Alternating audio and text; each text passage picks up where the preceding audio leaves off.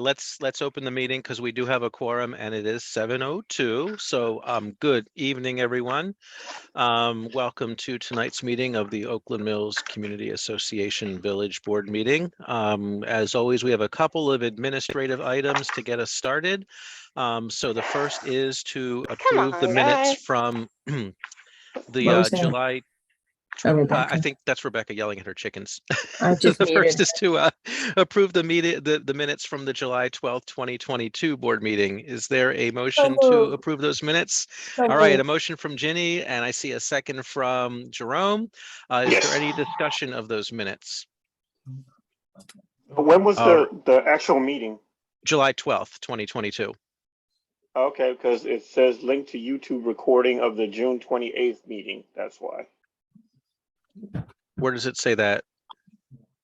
Probably in the minutes. I may have forgotten to change that. Yeah. Oh, okay. Okay, well, good. That's part of the discussion. We will, upon approval, amend the minutes to read link to YouTube recording of the July 12th, 2022 board meeting. Good catch. Yeah, you might want to do a find replace because it's also at the opening of the meeting. It says, Ms. Thomas motion to approve the June 28th board meeting minutes. I think. Oh, that must have been the last. That was that's correct. That's correct. Yeah. Yeah. Yeah. Yeah. It's just that was first. Correct. It's that first reference to June 28th. That's not correct. Okay. All right. Good catch. Other than that, any other discussion? Okay. All in favor of approving the agenda as amended? I mean, I'm sorry, the minutes as amended. 1, 2, 3, 4, 5. Oppose? Abstain? Okay, 5-0-0. All right, next up on the agenda is to approve tonight's agenda. Is there a motion to approve the agenda for tonight's board meeting? So moved. Okay, motion from Ginny. Is there a second? I second. I see I caught Bill first. I'll give Bill the second this time. Any discussion of tonight's agenda? Okay, all in favor of approving? 1, 2, 3, 4, 5. Lynn? I don't know if I can vote now. Am I able to vote? Yes. Officially? Don't we have to just vote? Oh, you know what? That's under all. Okay, let's go 5-0-0. I'm sorry, I forgot because we did it electronically, but we haven't done it in an open meeting. Yeah. It's been so long. We took our summer recess and I've lost track of everything. Jonathan, Yes. I was going to see if we can't amend the agenda anymore, but if we could move up approving Lynn to the top of old business so that she can then vote if there are any votes after that. I think that's a great idea. Thank you. You're welcome. Yes. So we'll move. Yes, because we won't have any votes on new business. So I think the order of events in old business is not really so important as long as we stick to the time and stick to the right items within the right section of the agenda. That's a good idea.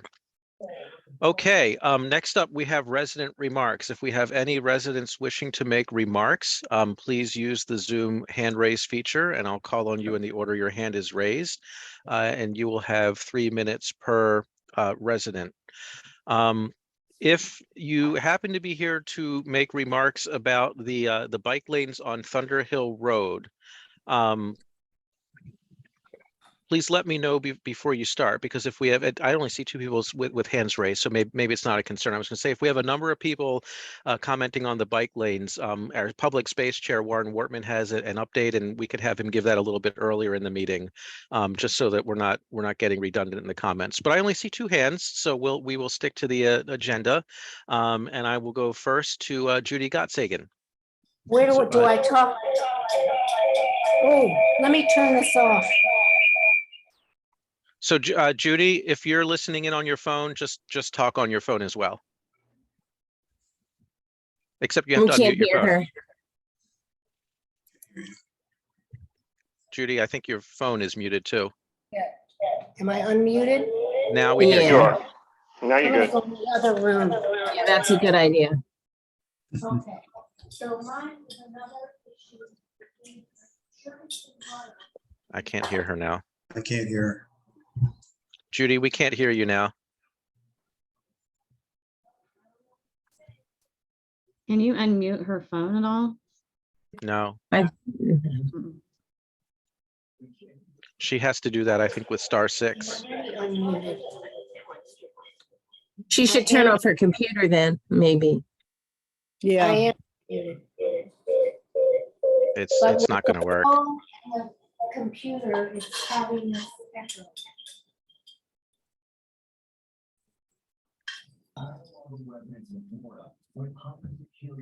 Yeah, Judy, if you can still hear us, we can't hear you. I can hear them, they can't hear me. This is ridiculous. Can you hear me now? But then Yes, it's phone and computer. I'm gonna just go off because She can turn her computer off and talk in her phone. well, I'm talking in my the phone. problem is, for some reason, when she moves away from the computer, her phone is muted. And we can't unmute her. Maybe we can go on to the. What did she say? Oh, God.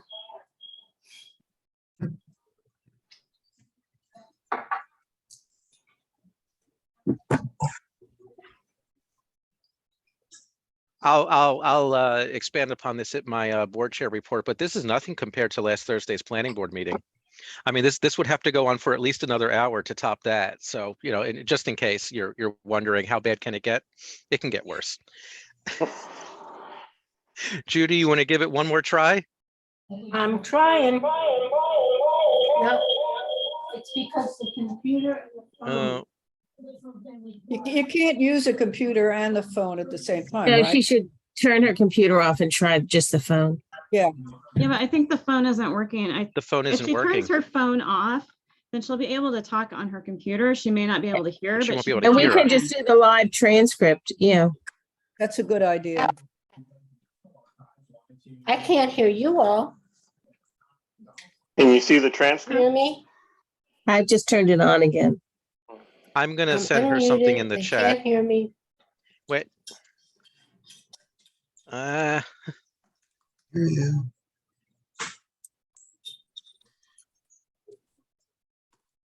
Good.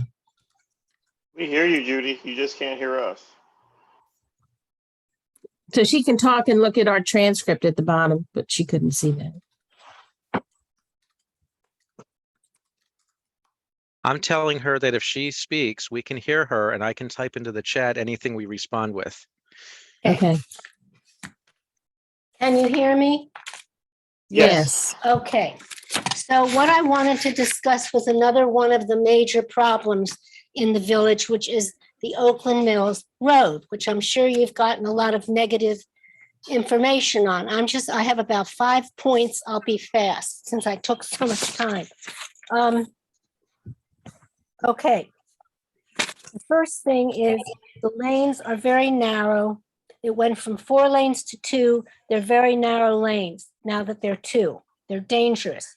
The bike lanes only go in one direction. I don't really understand that. If someone's going in one direction and then they want to go back, there's no way from them to go from Snowden River back toward Blandair. There are no bike lanes. My third point was next to those pedestrian cross areas, which I think are a great idea, the lanes are very narrow for a car to get by. I think that if it snows, it'll be treacherous to get your car past those pedestrian raised areas in the tiny little, in the narrow lane and not skid. The next dangerous thing I see is if you're turning left from Farewell Road onto Oakland Mills Road, that pedestrian crossing block is right there. You have to make a very tight left turn. There's no street light. I feel that we need to have a street light there because when it's dark You won't even be able to see where that thing is to turn left without hitting it. Another problem, major problem I see is those large medians that they've put in that are absolutely useless. And this is how I've seen them being used. I know the road was changed because of speeders, but that's exactly what speeders are doing now. They're flying into the median to go around the driver. And also, I'm sure that there will be some direction on the median, but right now it doesn't look like anyone knows what they're supposed to do on those very wide medians. So those are my 5 major points against the mess that they have made. That's all I wanted to say. Thank you very much. Have a good meeting. Thank you. All right. So Thank you. for the record, I responded to Judy. I don't know if she could see it, and said that the bike I'm going to lanes. go off because I can't hear you, as you guys know. So Okay. thanks. I sent something to Judy in the chat explaining that the bike lanes are two-way. That's why they're so wide. So the bike lanes are on what we think of as the northbound side of Oakland Mills Road, but they're Maybe actually I both should northbound not and go off. southbound bike lanes. And then I'm also going to put something into the chat to Judy saying that, what, as far as I understand, and if Chris wants to step in, the markings we see now on the road are temporary paint. They're not the final markings, and they are a little bit confusing, especially what's a median and what's a travel lane right now until they get the Yes, they permanent are. markings down. Right.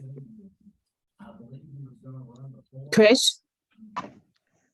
Good evening, Chris Chagarapu, Bureau Chief, Howard County Department of Public Works. I do want to confirm what Chair Edelson just mentioned, that the bicycle lanes that are being installed along Oakland Mills Road between Dobbin Road and Old Montgomery Road would be a two-way bike lane on the one side of the roadway.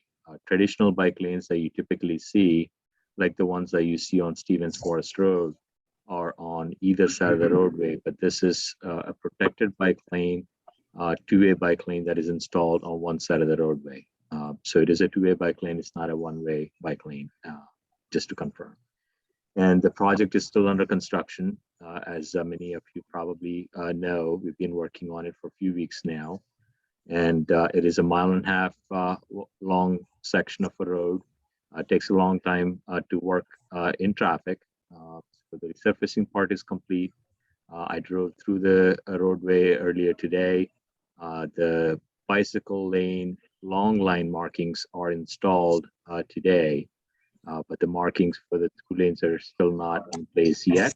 There are temporary markings that are in place.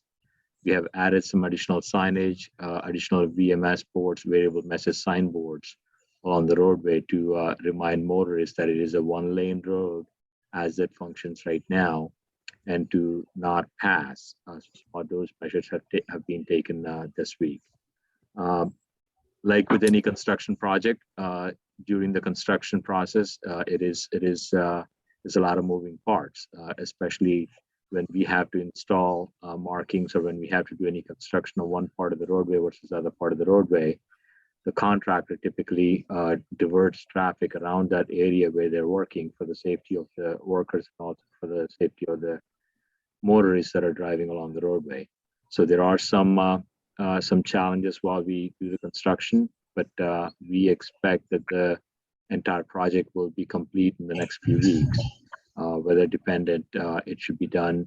We're shooting for the second week of September, but if the weather works out, we want to complete it as soon as possible.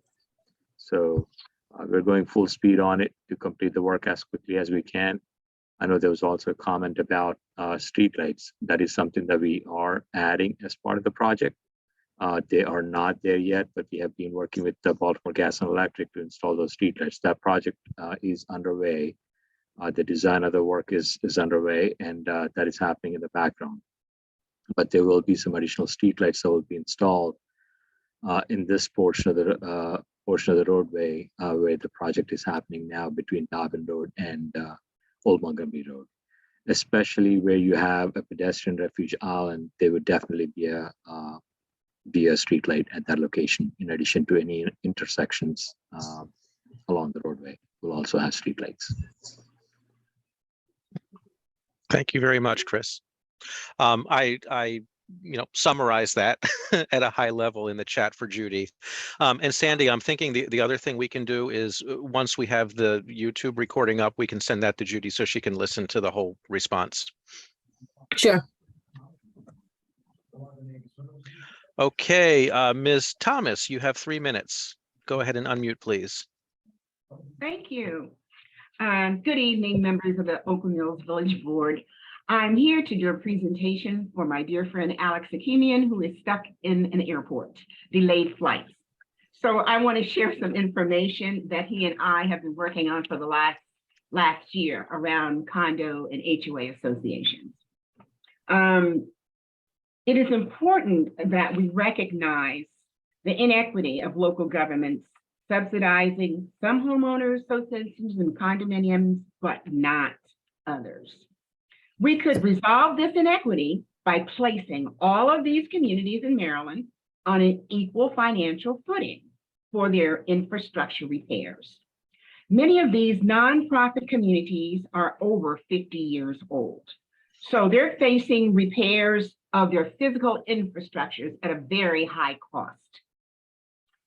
The governing documents in these communities have placed constraints on the owners by requiring a supermajority approval from the owners with large increases of yearly assessments, which has caused a backlog of unfunded infrastructure concerns that have caused deterioration of some properties, your roads, your streets, repavement, and water management, which have to be maintained by the association.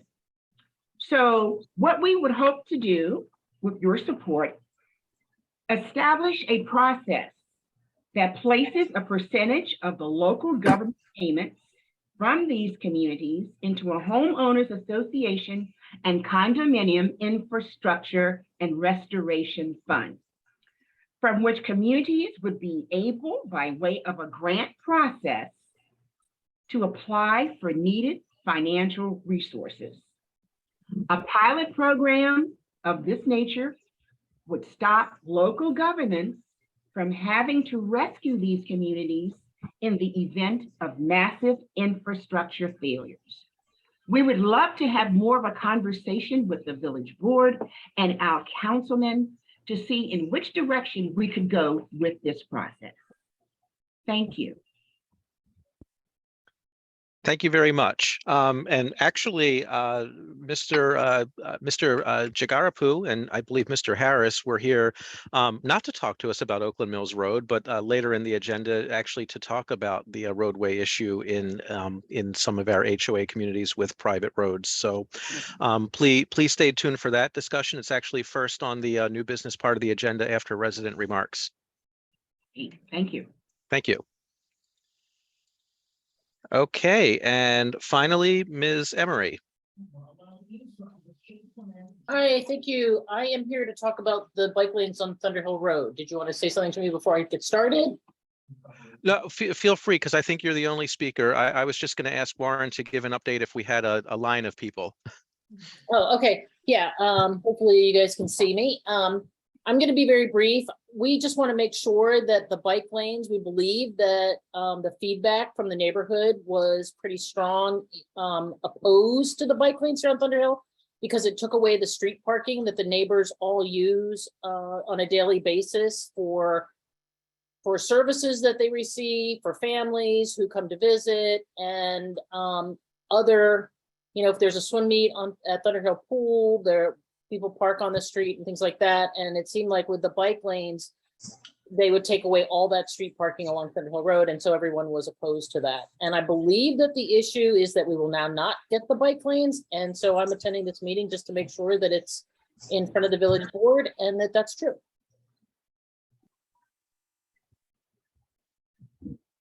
Now I'm the one with sound problems. Thank you. Yes, the village board has been aware. We've been copied on many of the emails that have gone to the county. And actually, Warren, do you want to address that very quickly based on your meeting with the county?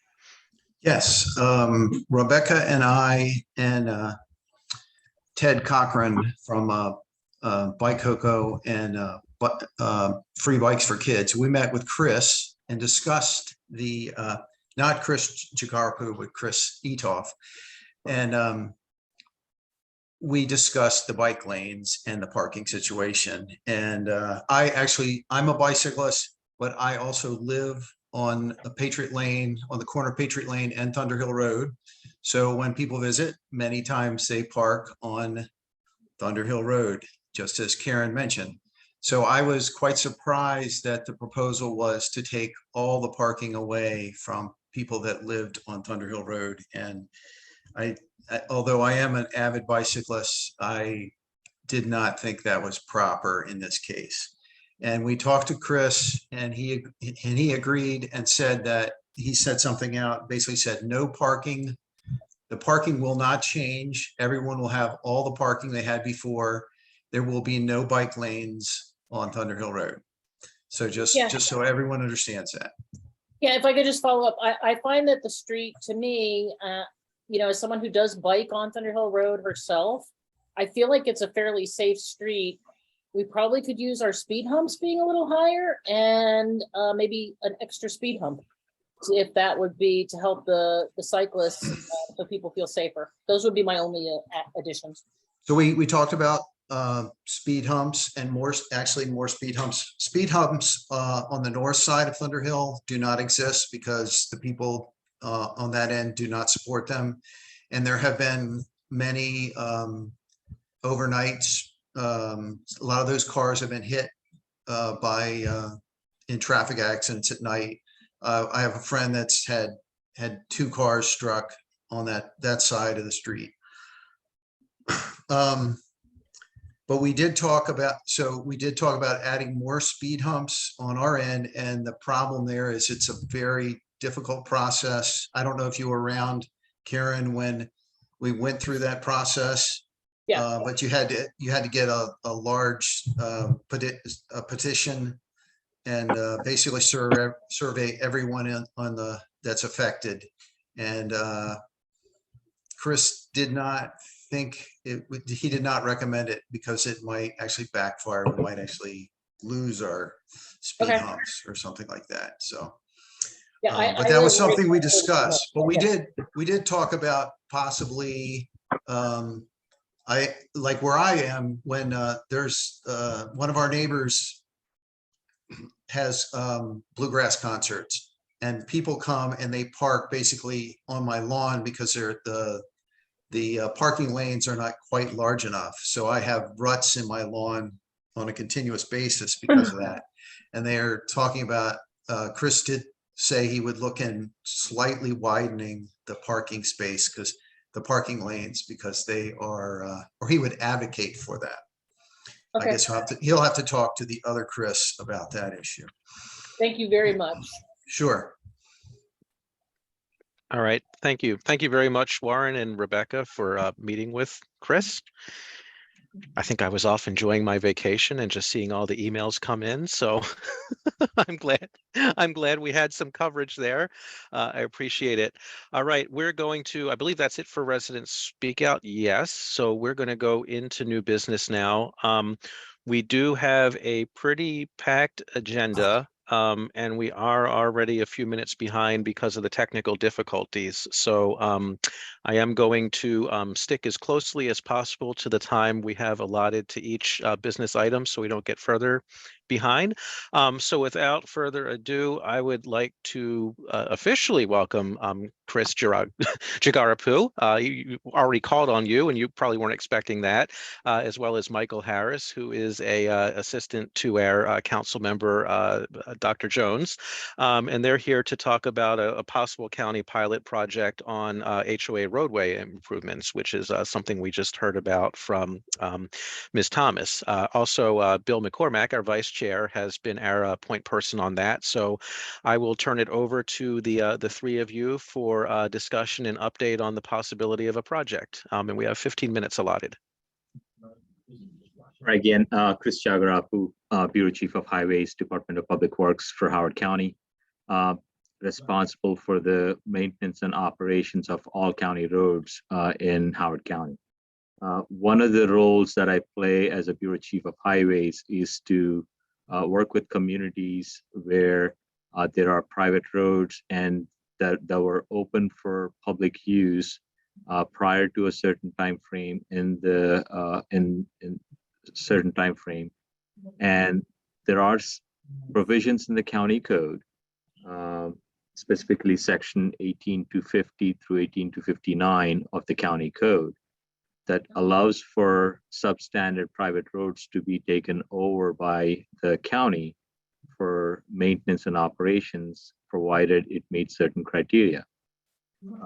One of the criteria, as some of you or many of you know, there were and there are a lot of private roads that used to exist in the county prior to the new subdivision regulations or developers agreements were put in place. And the reason for having this particular section of the code is to allow for some of these subdivisions that were, or some of these roadways that were open for public use, but were being maintained by private properties. Some of them were dirt roads that were functioning as public roads for the use of a certain number of properties along that roadway.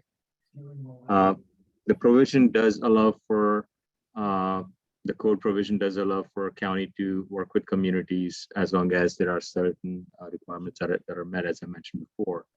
One of the requirements is for the roadway to be open for public without restriction for vehicular traffic by January 1, 1981. And the community or the roadway, this private roadway, has to be directly connected to an existing state or county road, is another criteria. The third criteria is that the road was not subject to any subdivision regulations or developer agreements with the county at the time of its construction. Essentially trying to say that the intent of these roadways when they were built were not to be private for the long run. And there are minimum number of dwelling units. The minimum number of houses that need to be on these roadways have to be at least 5. And the road will be subject to agreements with the county and the property owners for transfer of ownership for the roadway if it met the criteria. We were approached to consider 2 of the roadways, especially closer to the Oakland Mills Village Board, Transfer Row and Standalone Place in Cinnamon Tree Community Association. Cinnamon Tree Community Association was built in the early 70s. I believe it's taken around 1972 is when the community was built. The community went through subdivision regulations with the county, and there were developer agreements that were put in place. And as part of the site development plan, as part of Columbia for Columbia and Oakland Mills Village, specifically site development plan 72-21 is the plan that was used to build the community. And based on my research, I believe the community association was formed in 1973, and there are bylaws that were enacted as part of creating the homeowners association. The community has about 60 residential units that exist, and since the community went through a subdivision process and it has developers agreements, it would not qualify for the county to consider as part of the specific code that I mentioned before, the 18250 through 18259. County is prohibited to spend public dollars on private property.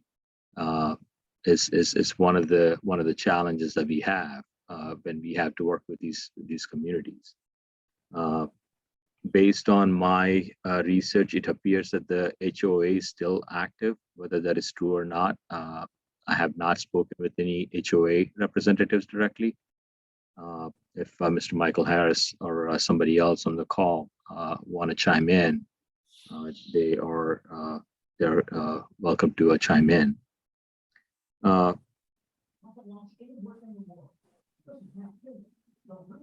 I think that covers a portion that I was going to talk about. I know there are some challenges from what I heard in terms of the maintenance of the roadway, sidewalks, street trees, or community trees in the parcel.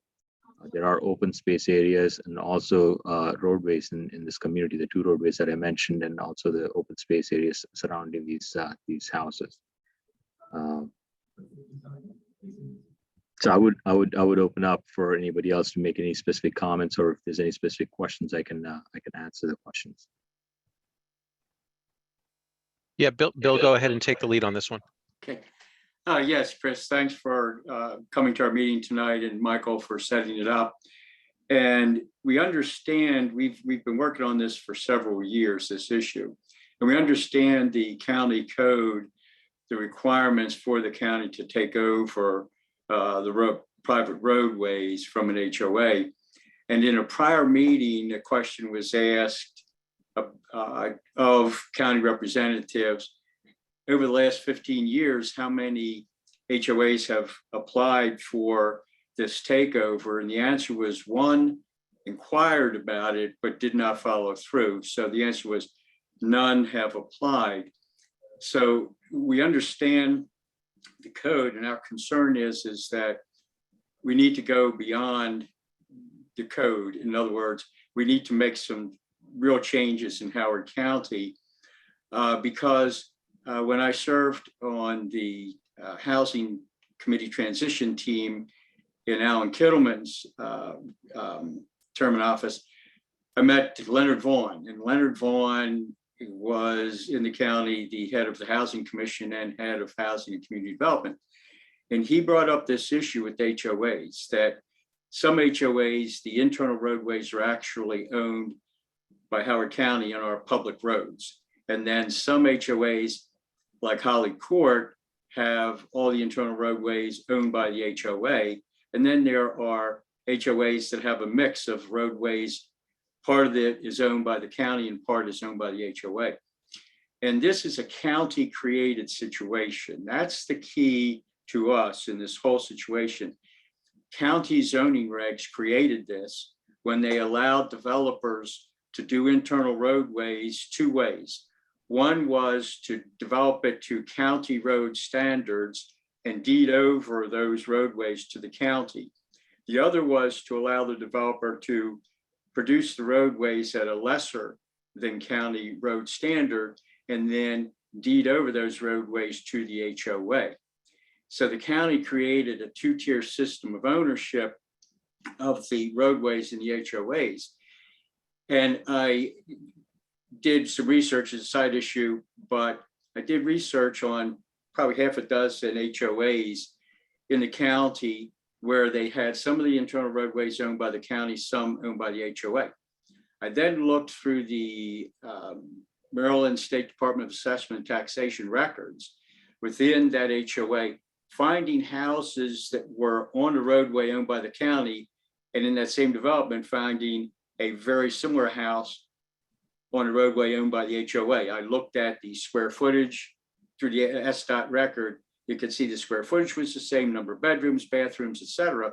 And then I looked at the assessed value to see if there was any significant difference.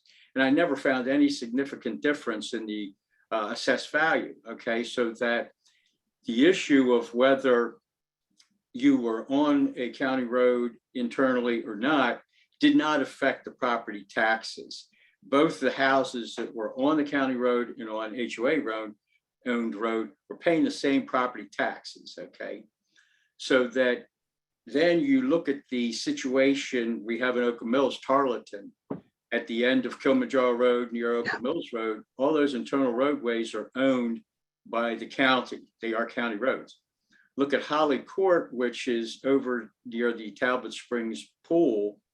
All those internal roadways are owned by that HOA. Both are paying property taxes. The property taxes that Tarleton pays cover their road plowing and road R&R. The property taxes that Holly Court pay do not cover that. The Holly Court has to cover all that. Their own HOA covers all those costs. That inequity the county created, and in our opinion and point of view, the county must fix that inequity. There are several different potential ways to do it. The first would be the county changes zoning regs so we don't continue creating this problem. Then secondly, the county would need to look at what is the cost to the county of the public roads in the HOAs where the county owns the public roads. What is the annual cost of snow removal and what is the annual cost of repair and replacement of the roadway itself? Then that's the first step to me that needs to be done. What is the cost that the county incurs now per mile of public roads in an HOA development? And then extrapolate that to taking over all the roads in the county that are in HOAs, private roads, take those over, grandfather them so that they get maintained to developer standards, not county road standards, and look at what is that cost. That to me is the first thing that really needs to be done by the county is what is that cost? Could it be phased in over time so that you don't take over an HOA until it's 30 years old or 40 years old, et cetera. So you could phase it in over time and blunt the cost issue. That's critical. And I would like to know what that is. What is that cost? What would it cost the county to take it over? How would it be, could it be phased in, et cetera? If we don't deal with that, then we're really avoiding the issue. Okay, my opinion. We've been working on this for several years. I understand the counties, 18,250 to 18,259, but that isn't getting the job done. That's not working. And we have two sets of taxpayers, HOA taxpayers. One's getting the county to take care of their roads and the other isn't. And that's an extreme inequity for county taxpayers. And it should not have existed. Those county zoning regs never should have created that two-tier system.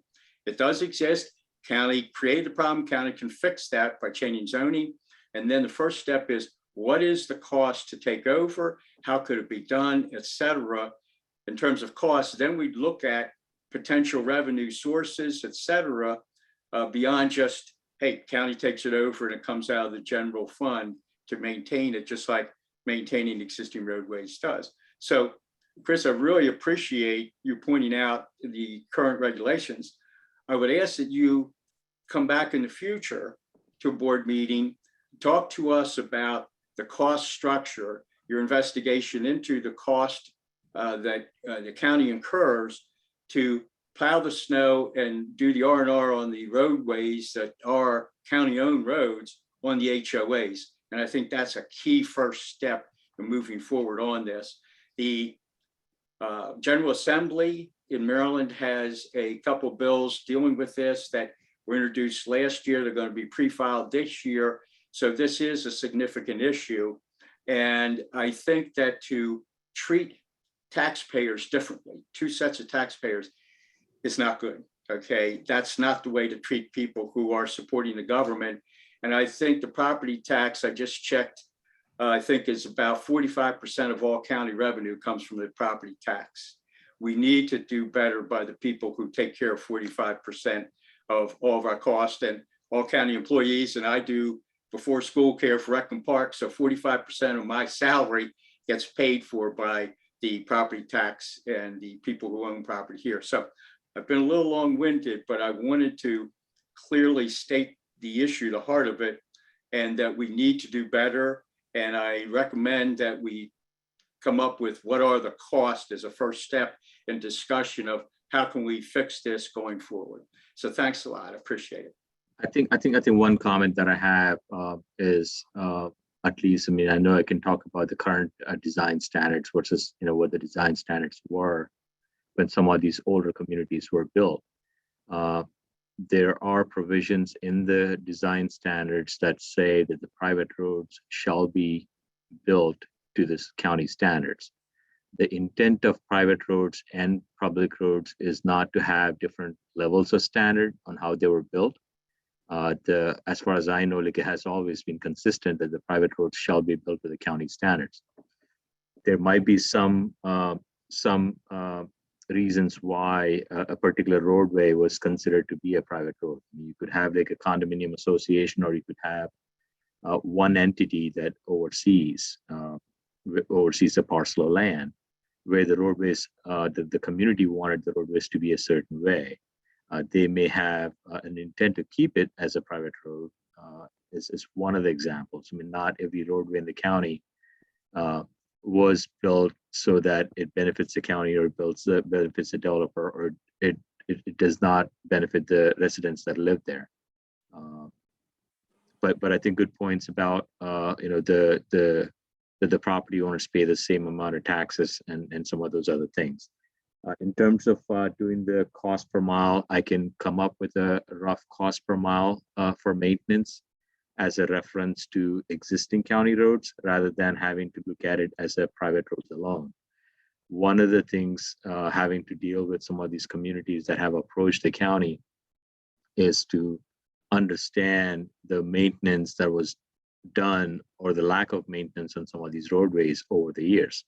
So if you have a community that is 30 years old and has never been maintained, and it requires us to go back and rebuild the roadways, the cost to rebuild is significantly higher than just to do like a mill and overlay for resurfacing. I'm just talking about the pavement itself. So if we have to remove the top 2 inches of a roadway and put 2 inches back, that cost is not similar to if there are issues with subsurface of a roadway where we have to go to the base and sub base of a roadway to repair those before we can put that 2 inches of asphalt on the top. So that cost, I would not be able to come up with a cost unless we specifically examine each and every private roadway in the county. We do have an inventory of all the private roads in the county. We know how many roads are out there that are private roads. But we can look at the number of county roads that we own to see how much money we're spending on those roadways in terms of the mileage, and compare that cost to what the cost would be if we took the maintenance cost. And I can share that information with the board. Thank you. Warren, are you going to have more on the proposed bike lanes? We've actually used all of our time on this, but I can maybe reallocate time from something else just to get to Ginny's question and any other questions from the board. Oh, can we take the cash reserve for the next meeting? If you want. I mean, I don't think that's imminent. Ginny Okay. had her hand up. All right, go ahead, Ginny. Okay, thank you, Jonathan. Chris, I just have 3 quick questions, okay? One, have you actually been out to look at the Holly Court as one example, their road system? Have you actually looked at it? Not recently for Holly Court specifically, Okay. but I do remember going there before. Probably, I want to say maybe 2 years ago. This Okay, is when the last time I remember going there. Okay, the reason I'm asking is when you're saying the law requires it be brought up to a standard. If you take a look at those, I'd be interested in your opinion about whether that's at all feasible without cutting into their driveway or their front porch, et cetera. I think they appear to be very narrow roads. So I don't know how you could I'd be interested in how you think you could even bring it up to a county standard. And I'd love to get the answer to that. My guess is that's impossible. You'd have to allow for some exceptions like you do with the Board of Appeals and other things. The second thing is what I'm sensing you're saying, I think, is you don't see any way of helping the Holly Court as just one example, Cinnamon Tree Holly Court residents, and it's a budget issue as well, that you just don't see the county being able to do anything. Is that a correct summary of what you said? Not according to the law that we have right now. We cannot. Okay, and the third thing is, does the county support or pay for or have taken over stormwater facilities on private HOA properties? We have locations where we do joint maintenance.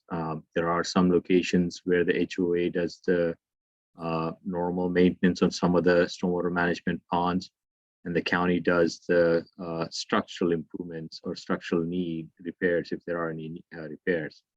The way some of these jointly maintained ponds come about is If there is a portion of drainage that is going to the stormwater management facilities that is from roadway runoff, and a portion of that pond is also receiving water from, let's say, roof drains or properties themselves, not just 100% of water going from a roadway into a stormwater management pond. In those situations, they are jointly maintained. From my time with the county, I do not recall the county taking over a private pond for public maintenance. There might have been examples out there, but in my time with the county, I do not recall us taking over a private pond. Would you consider CA ponds private? There might have been discussions between CA ponds and the county ponds where some of the drainage that is going into those ponds, as I mentioned, had a public roadway runoff going into those ponds.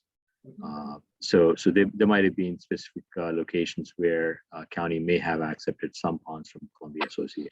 Yeah, quite a few actually. But so you do something for HOAs regarding stormwater ponds or facilities. And one of the things you said you do is pretty expensive in terms of any need for maintenance improvements, which could be very costly depending on how the pond was constructed.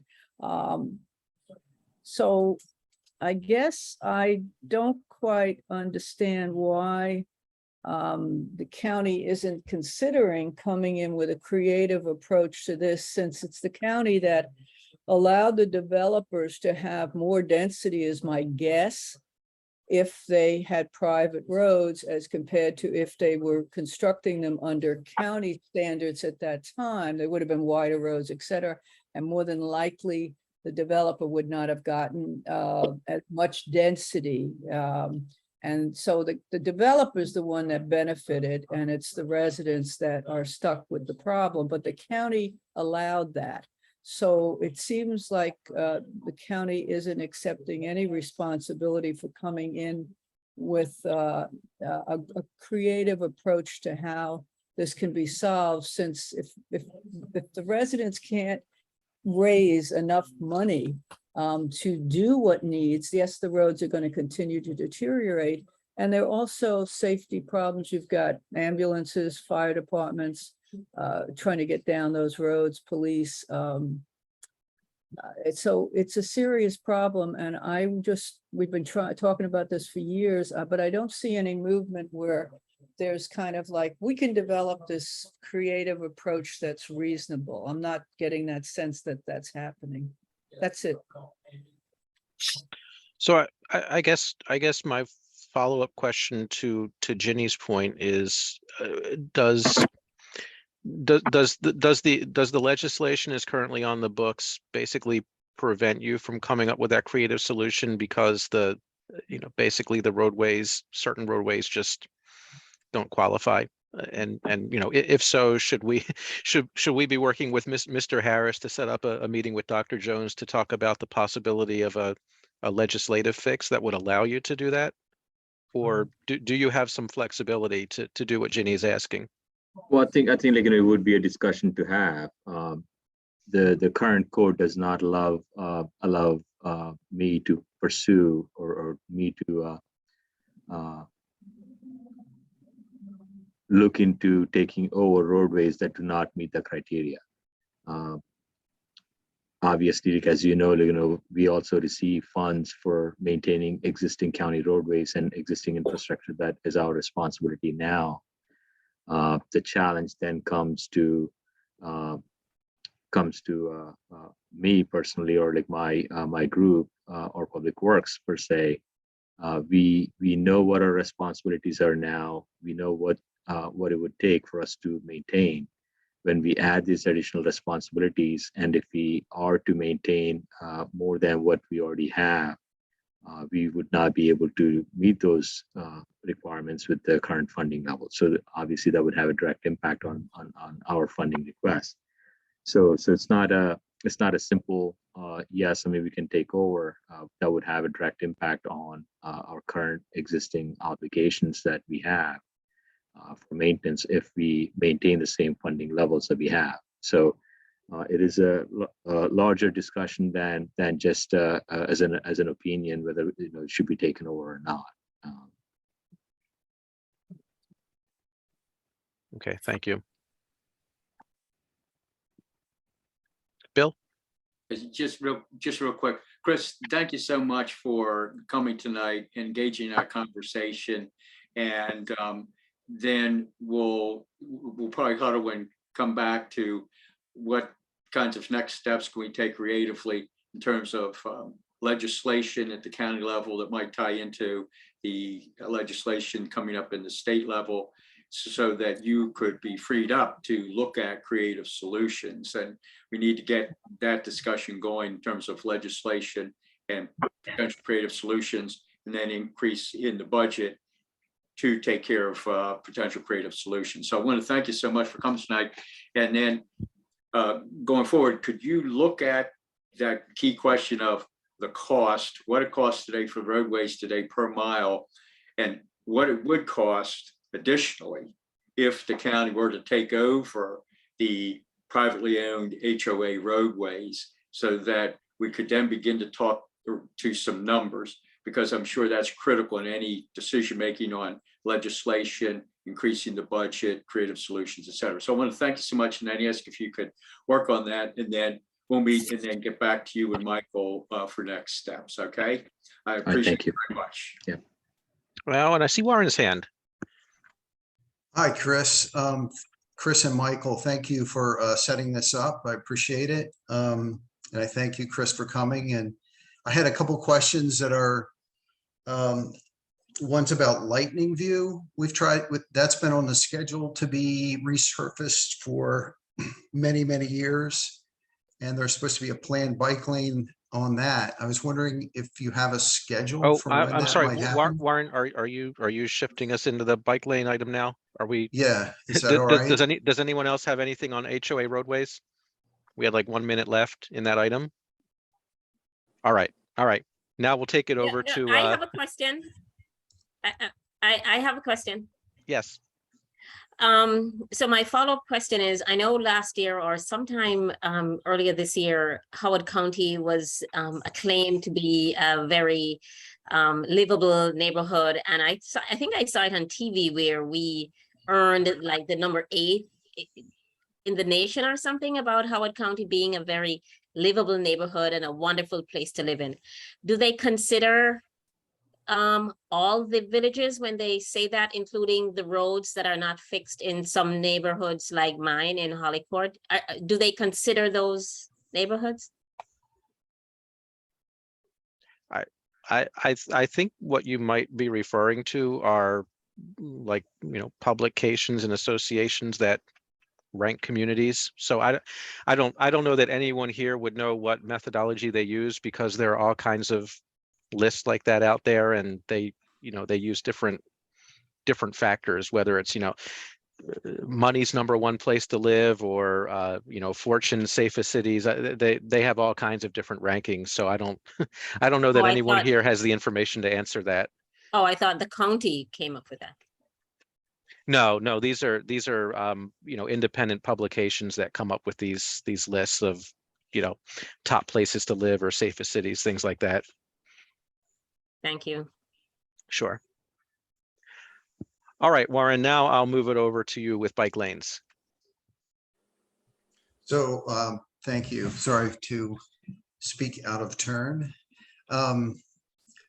The Lightning View resurfacing, that's been, I guess, delayed for many years. I was wondering if there's a schedule, how could we get back on the schedule so that would happen?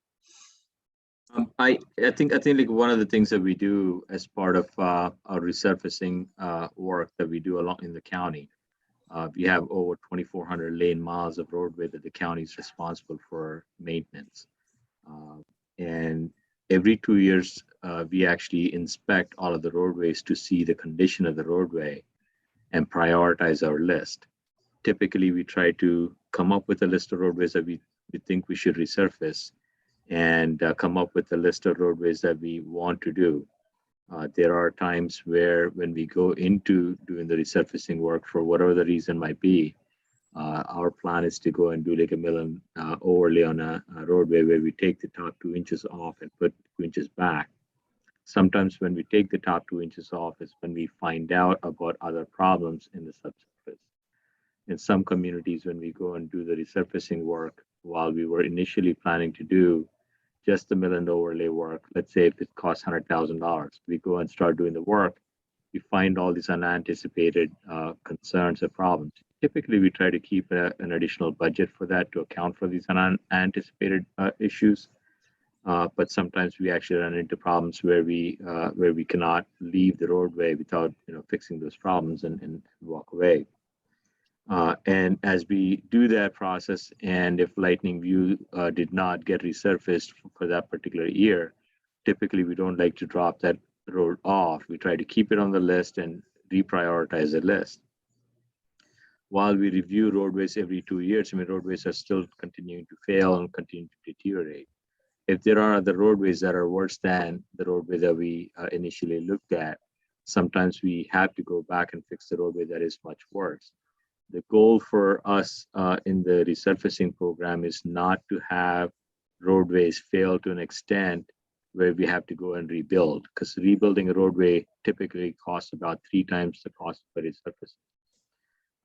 Generally speaking, when we look at resurfacing budget, the budget number looks rather large. That still is 3 times cheaper than a reconstruction project. So our goal is always to preserve it. I am gonna go back and look at the list to see. I know we are trying to come up with the fiscal year 24 and fiscal year 25 tentative list. I will double check and confirm to see where Lightning View is. I know we're planning to do Thunder Hill Road and all the side streets off of Thunder Hill Road. I know we did Mellenbrook a couple of years ago. So I would suspect that we would not be leaving Lightning View too far behind if we're not going to be doing it in 24 or 25. That's good. That's good to hear. Yeah. I did, just to reiterate on that, a lot of people, a lot of bicyclists go on Lightning View to Mellenbrook because there is a bike lane there. And so a lot of people, including our public space organization, expressed a desire to have the bike lane on Lightning View as well. If that helps it at all, move it a little bit more in the plus side there. But I appreciate your balancing. It's a tough job, to try to budget everything and keep all the roads functional. And I think you do a great job, and I'm sure it's unbelievably difficult to respond to all the people asking for all the roads to be fixed in the county. But I still think you do an amazing job, and we really appreciate you, Chris. Thank you for the kind words. I know, as I'm sure you know, when we initially started looking at putting bike lanes in the county, we started to think about resurfacing as a means for us to put the bike lanes. And Stevens Forest Road is actually the first road in the county where we put the bike lanes as part of the resurfacing job. I remember working on that project like many years ago with Ms. Cedarbaum and some of the village board members, and it has been several years now since the bike lanes of Stevens Forest were installed, and that was the first project that we worked on, and we installed bike lanes on many roadways. Each year we add several lane miles of bike lanes in the county as part of the resurfacing program. Mellenbrook also got the bike lanes as part of the similar effort when we resurfaced Mellenbrook. I know Thunder Hill, the section between 108 and 175, there are some concerns with parking. I just want to make a point. When we look at resurfacing, it's an option for us to go back and visit, work with the communities to say, is it possible for us to put a bike lane or not? And then work with the community to see what the interest of the community is. If you recall, a couple of years ago when we were resurfacing Thunder Hill Road from 175 towards the village center, we went through a similar effort. And when we went through that effort, we came up with a solution to provide the bike lane and parking because the roadway was wide enough. We had to lose a two-way left turn lane that used to be in the middle for the purpose of using that space for creating a bike lane. The section from 175 to 108 is a narrower section.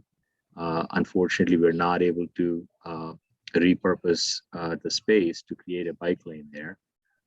But as someone mentioned before, the roadway has some traffic calming measures on it. Roadway has some bump outs, some speed humps on them. And I remember working with the community when I was part of our traffic engineering division when those speed humps were installed on Tupper Hill Road. So I do recall the section to the north of Lightning View, north of towards 108 at the northern portion where we couldn't get the speed hump. So we changed the limits of the project to accommodate the section where we could put speed humps rather than stop the project altogether. If I may, I do have one more question. And that is with the school starting up in a couple weeks, we had two bicyclists hit on Stevens Forest, the intersection of Stevens Forest and Kilimanjaro. And we had discussed a lead pedestrian interval. I'm sorry, I'm not an engineer. I don't know the exact term, but basically the concept is that the pedestrian would have some time to get out in the intersection before automobile traffic would get in that. And we thought that might help prevent both of the accidents that did happen. They're not accidents. I'm sorry. Crashes. Crashes. Thank you. In the bicycle world, you never say accidents. Right. And anyway, I don't know if that, we haven't really heard anything about that. I don't know if it's even crossed your desk, but that well, is. Thanks for bringing that up. I know I do remember speaking with my signal engineer and the traffic division, engineering division staff about it. They were planning on doing some improvements to that intersection in the summer. They actually made some purchases to install a LED displayed no turn on red sign because the sign that exists there now, I guess what we heard from the community is that the sign is not, clearly visible. Sometimes people don't pay attention to it. So there were some issues with the equipment. We tested it in our shop, and when we tested it, like it wasn't coming up like it should come up. So we're trying to work with the manufacturer to resolve those issues. Okay. Our initial intent was to actually have that deployed in the summer months so that by the time school starts, we would actually have it ready. I will check with them to see. I know they were also trying to check with a different vendor. If that product was not going to work, they were going to try to do something else. So I know there's some things that are under works in the background. Hopefully, I'll be able to get some answers about that and present some findings pretty soon on that. Okay, thank you. Oh, thank you. That's great news. We didn't know if it was possible even to put up a backlit or a lighted no turn on red display. It was one of the suggestions. So it's great to hear. Not great to hear that the one you got didn't work out, but great to hear that you went through with it and it will be a possibility. So that's much appreciated. Yeah, what we noticed is that the sign was not coming up in at the same time as the indication comes up. So we didn't want to have like a dark sign show up even for like a split second for somebody to say, okay, the sign is not lit. I moved up. And then have the pedestrian come up, then we are creating a conflict. So we didn't want to do that. That's why it's not deployed yet. So can I ask one more thing, since I guess you are able to integrate the technology for such a sign. So one of the things I've noticed is people, well, a lot of people don't even obey the no turn on red, but the ones who do get kind of impatient, and as soon as that light goes green, they want to turn, which is one of the reasons we wanted the lead delay. But if you picture that intersection, it's a T intersection, right? Yeah. So when southbound Stevens Forest Road has a left turn signal onto eastbound Kilimanjaro, couldn't there be a green right arrow so that traffic doesn't have to hold as long, because no one should be in that crosswalk, right? Because the other side of the road is in motion. And there's no opposing traffic because it's a T-shaped intersection. So there really isn't a good reason for people not to be able to turn from westbound Kilimanjaro on a northbound Stevens Forest, while the turn signal from southbound Stevens Forest onto eastbound Kilimanjaro is lit green for them. I'm just wondering if there are ways, if there are ways we could give people more time to make their turns so that they're more patient when the light is red or when there are people in the crosswalk, because I think a lot of it is just impatience. Yeah, I will definitely pass that on. What Okay. we call in our terminology, we call that an overlap. Yes. So basically a left turn and a right turn overlap. Yes. So it can be done, it can be programmed. I know we made some modifications similar to that at other locations. If you go by Little Patuxent Parkway, Brookland Parkway, we used to have a no turn on red. We changed that to an overlap signal there. Exactly. Yeah. Yes. I'll talk to my signal engineer. We'll see like what we can do, if we can make some of those changes. I can't promise that it'll happen before school starts in a couple of weeks, but we should be able to make some of those modifications soon after, even if we can't do it for the beginning of the school year. That would be great. I mean, the ideal would be before school starts, but I understand some things don't work out. But I think the key, if possible, would be to try to work in as much as possible before, really before the days get so short, where the kids are heading to school in the morning before the sun has really risen and everyone can see clearly, or before the time change when the kids are leaving after school activities and practices and coming home after the sun has started to set. So we have a little more time beyond the start of school before we get into that situation again. That's when the visibility at that intersection gets pretty poor. Okay. All right. Thank you very much. Warren, did you have anything else? Oh, no, that's it. Thank you, Oh, Chris. All right. no, wait, no, Oop, we no. do. Crosswalks. Yeah, the other Oh, thing that we crosswalks. discussed, yeah, the Yes. other thing we discussed with Chris was potentially putting some more crosswalks in on Thunder Hill, because there's only 2 crosswalks, one at the neighborhood center, and then one at the bottom of the hill. That's what we call it, the bottom of the hill crosswalk, where the bike path crosses. But so many people along Thunder Hill have to cross the road to get to the mailbox. Kids cross the road to get to their bus stops.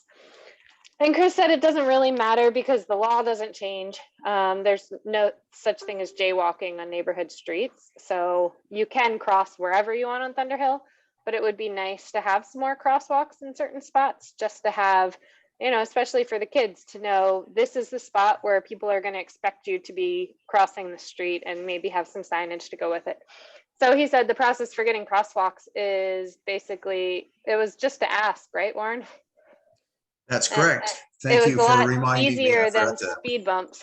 Yeah, so I'm going to put out a ask. I mean, I know where I'd like crosswalks, but that doesn't mean I represent all of Thunder Hill Road. So I'm going to put an ask out on our Thunder Hill Facebook group and just say, where do you guys think crosswalks would be useful, and try to compile that into some kind of data. So if anybody has any input about where they would like crosswalks on Thunder Hill Road, let me know. I think that's all now. Rebecca, can I give a suggestion? Yeah. If we're talking about Thunder Hill Road, obviously Thunder Hill stretches through both the Thunder Hill neighborhood and Talbot Springs. No, we're not talking about that side, just Okay. this side. Sorry. Because there aren't many crosswalks on the other side either. Should we just ask about the whole stretch, the whole road? We could, but thinking about the other side, I don't know of too many natural places, because you have the tunnel that goes under, and Yeah. then it's only another And 2 it's blocks wider. or I mean, it's more so. complicated. It's wider. Yeah, I Okay. don't feel, I mean, I cross over there all the time. It's our normal territory, and I don't think that there's other spots, but I don't know how to reach those people. But I'm happy if they have, if anybody over there has a request too, I can put it on the list. It feels like the crosswalks are pretty well spaced there. Okay. All right. Anything else? All right. Well, thank you. Thank you for a bunch of updates. Chris, I think you got more than you bargained for. You thought you were here about HOA and you got Oakland Mills Road and Thunder Hill Road and Kilimanjaro Road and everything. You want to can stick stick around for around street and trees? stick around and hear our street Yeah, tree discussion. stick around for street trees if you have time, Don't because leave yet. that's next on the agenda. So we are going to go After into old Lynn. business now, and Yeah. we have 10 minutes allotted to county removal of street trees. Wait, we're which going to is- approve Lynn first, Oh, Jonathan. I'm sorry. Yes. I forgot, and I have it right here in my notes on my other screen, but I need to look at the other screen. So yes, we are going to make a little change here. So as well, everyone on the board and some of you in attendance know, we did put out a call because we were looking for a new board member. Our board can have up to 7 members, and we had 5, and we did not have a full-time architecture chairperson. So we put out a call for interest in architecture chairperson, and Lynn Engelke, who I had never met before she sent an email into Lynn Engelke, who is our former architecture chairperson, and who had graciously stepped aside to offer others the opportunity to serve on the board if they chose to serve, said, well, I didn't really want to step aside. I just thought I'd give someone else a chance, but if only 5 people wanted the chance, I'd be happy to come back. So over email, the 5 members of the board unanimously agreed that we would love to welcome Lynn back. So now we want to ensure that we're formally welcoming Lynn back on the board, and that just requires a vote to approve Lynn as a member of the Oakland Mills board. Unless anyone objects, I'm going to break with protocol a little bit because I already know that we unanimously agreed to this over email. We usually do a closed ballot, and I set up a whole little thing on Google so that everyone can anonymously put their vote in. Unless there's an objection, I think we could do this vote in the open, since we've already discussed it and kind of done it privately over email anyway, and would have taken care of it at the last board meeting had we not taken a summer recess. Is there any objection to doing it that way and dispatching with this quickly? Okay, would someone like to make a motion to approve Lynn Engelke as a member of the Oakland Mills Board of Directors and as our architecture chairperson? I think Rebecca should make the motion because she was the one that was so adamant we get somebody else. Yes, Yeah. I welcome Lynn with open arms and saving me from my stint as architecture chair. We'll take that as a motion from Rebecca. Bill, is your I'll hand raised second. a second? Second. Okay, any discussion? Other than lots of thank yous to Lynn? All right, all in favor? 1, 2, 3, 4, 5, 5-0-0. Welcome back, Lynn. Thank goodness the public vote went the same way as the email. And did you include the AC chair? I did. I missed Yes. that. Okay, Yes. thank you. When I asked, I said, is there a motion to Okay. appoint Lynn to the board of directors and as the architecture Oh, chairperson? okay, thank you. I missed that. Yes. I don't think Okay. missed it though. That would be I- embarrassing if we had learned new information and changed our minds about her. Or I decided I didn't want to do it after all. Oh, Right. Did anyone go by her house? She cut down all of her trees. oh. Right. All right, now let's go back to this. So one of the things that actually Lynn, Sandy, and I had already been talking about, because I sort of stumbled across this before I went on vacation and texted Sandy and then texted Lynn and said, oh my gosh, you got to look at this, is county removal of street trees. And more specifically, the county came through Robert Oliver Place last month and basically cut down all of the trees along Robert Oliver Place in front of Pizza Man, next to the future 7-Eleven a lot, and up past the the Dunkin' Donuts and toward the Interfaith Center. Once you get further past the Interfaith Center, they left some trees, but Robert Oliver Place is pretty barren right now. And if you recall, a couple of years ago, they also cut down the oak trees on the southbound side of Thunder Hill Road, as you go basically south of Whiteacre, in front of Shadow Oak and the ice rink. That was lined with oak trees, and those were all cut down and not replaced. And I meant to check it out. I think the stumps are even still there. I don't even know if the stumps have been ground.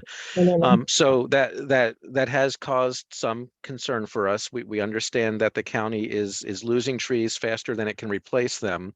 But we also have repeatedly have had this in our county budget request and our prioritization list for the county executive, which is why we have it as old business, because this board already took a position on it in its budget request. And I believe what Lynn, Sandy, and I agreed is while we understand, that the county has limits, we want to discuss, what we can do to understand how the county prioritizes replacement and how we can potentially influence the replacement, especially when you're talking about an area where a lot of trees came down, and it's basically it's the center of the village, right? It's the village center, so it's where we have the highest residential concentration, obviously the highest commercial concentration, and while we want the whole village to look good, we especially want to make sure that that's restored as quickly as possible, because our village center needs all the help it can to continue attracting merchants and customers for commerce and also for living. As I mentioned, that's where our highest residential density is. Did I get all that right, Lynn and Sandy? Yeah. Yeah, I Lynn? just wanted to add something that it kind of, in my mind, it kind of goes beyond the 14 trees, which were large trees. I mean, they were like 2 feet in diameter, 1.5 feet in diameter. And it's not just the trees coming down. I understand that trees get thick and trees get old and trees become dangerous, but that having it just happen with no notification to the community at all, it was quite a shock to see it. And it kind of brought to light, to my mind, a bigger problem, which is that we don't have kind of before us, it kind of gets into the same situation we have with road resurfacing, is that a published or accessible to the whole community, what is the county's plan for replacing trees as they die? What is how are things prioritized in general? Who makes the decision that 14 trees need to come down? How is that determined? So it's a transparency issue as much as it is just wanting to save as many trees.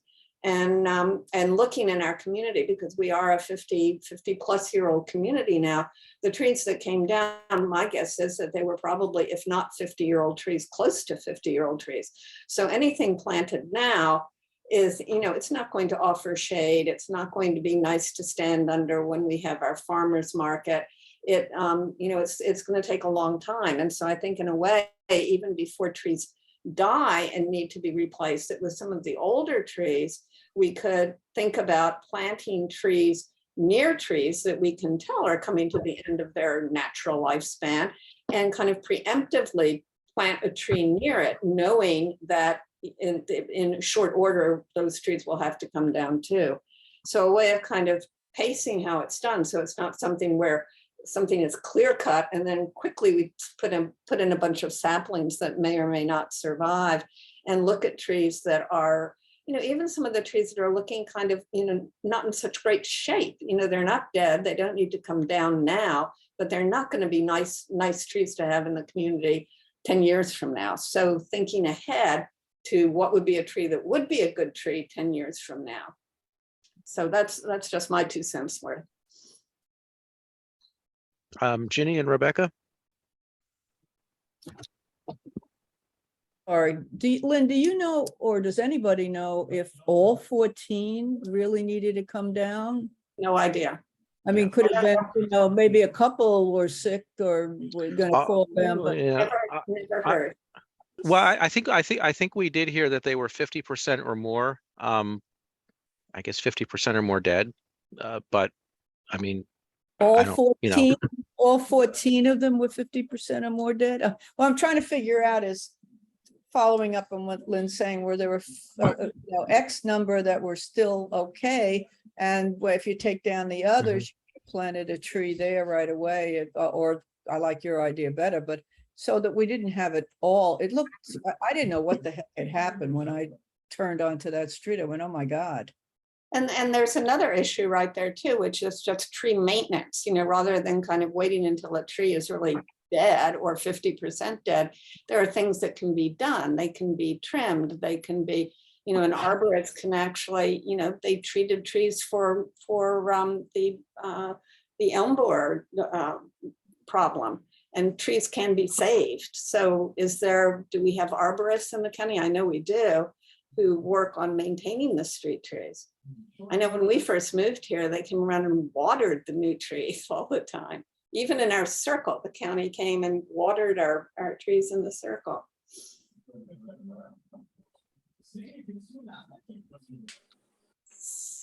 Rebecca, did you also have a question? And I can tell Chris wants to. Or Chris, were you trying to respond?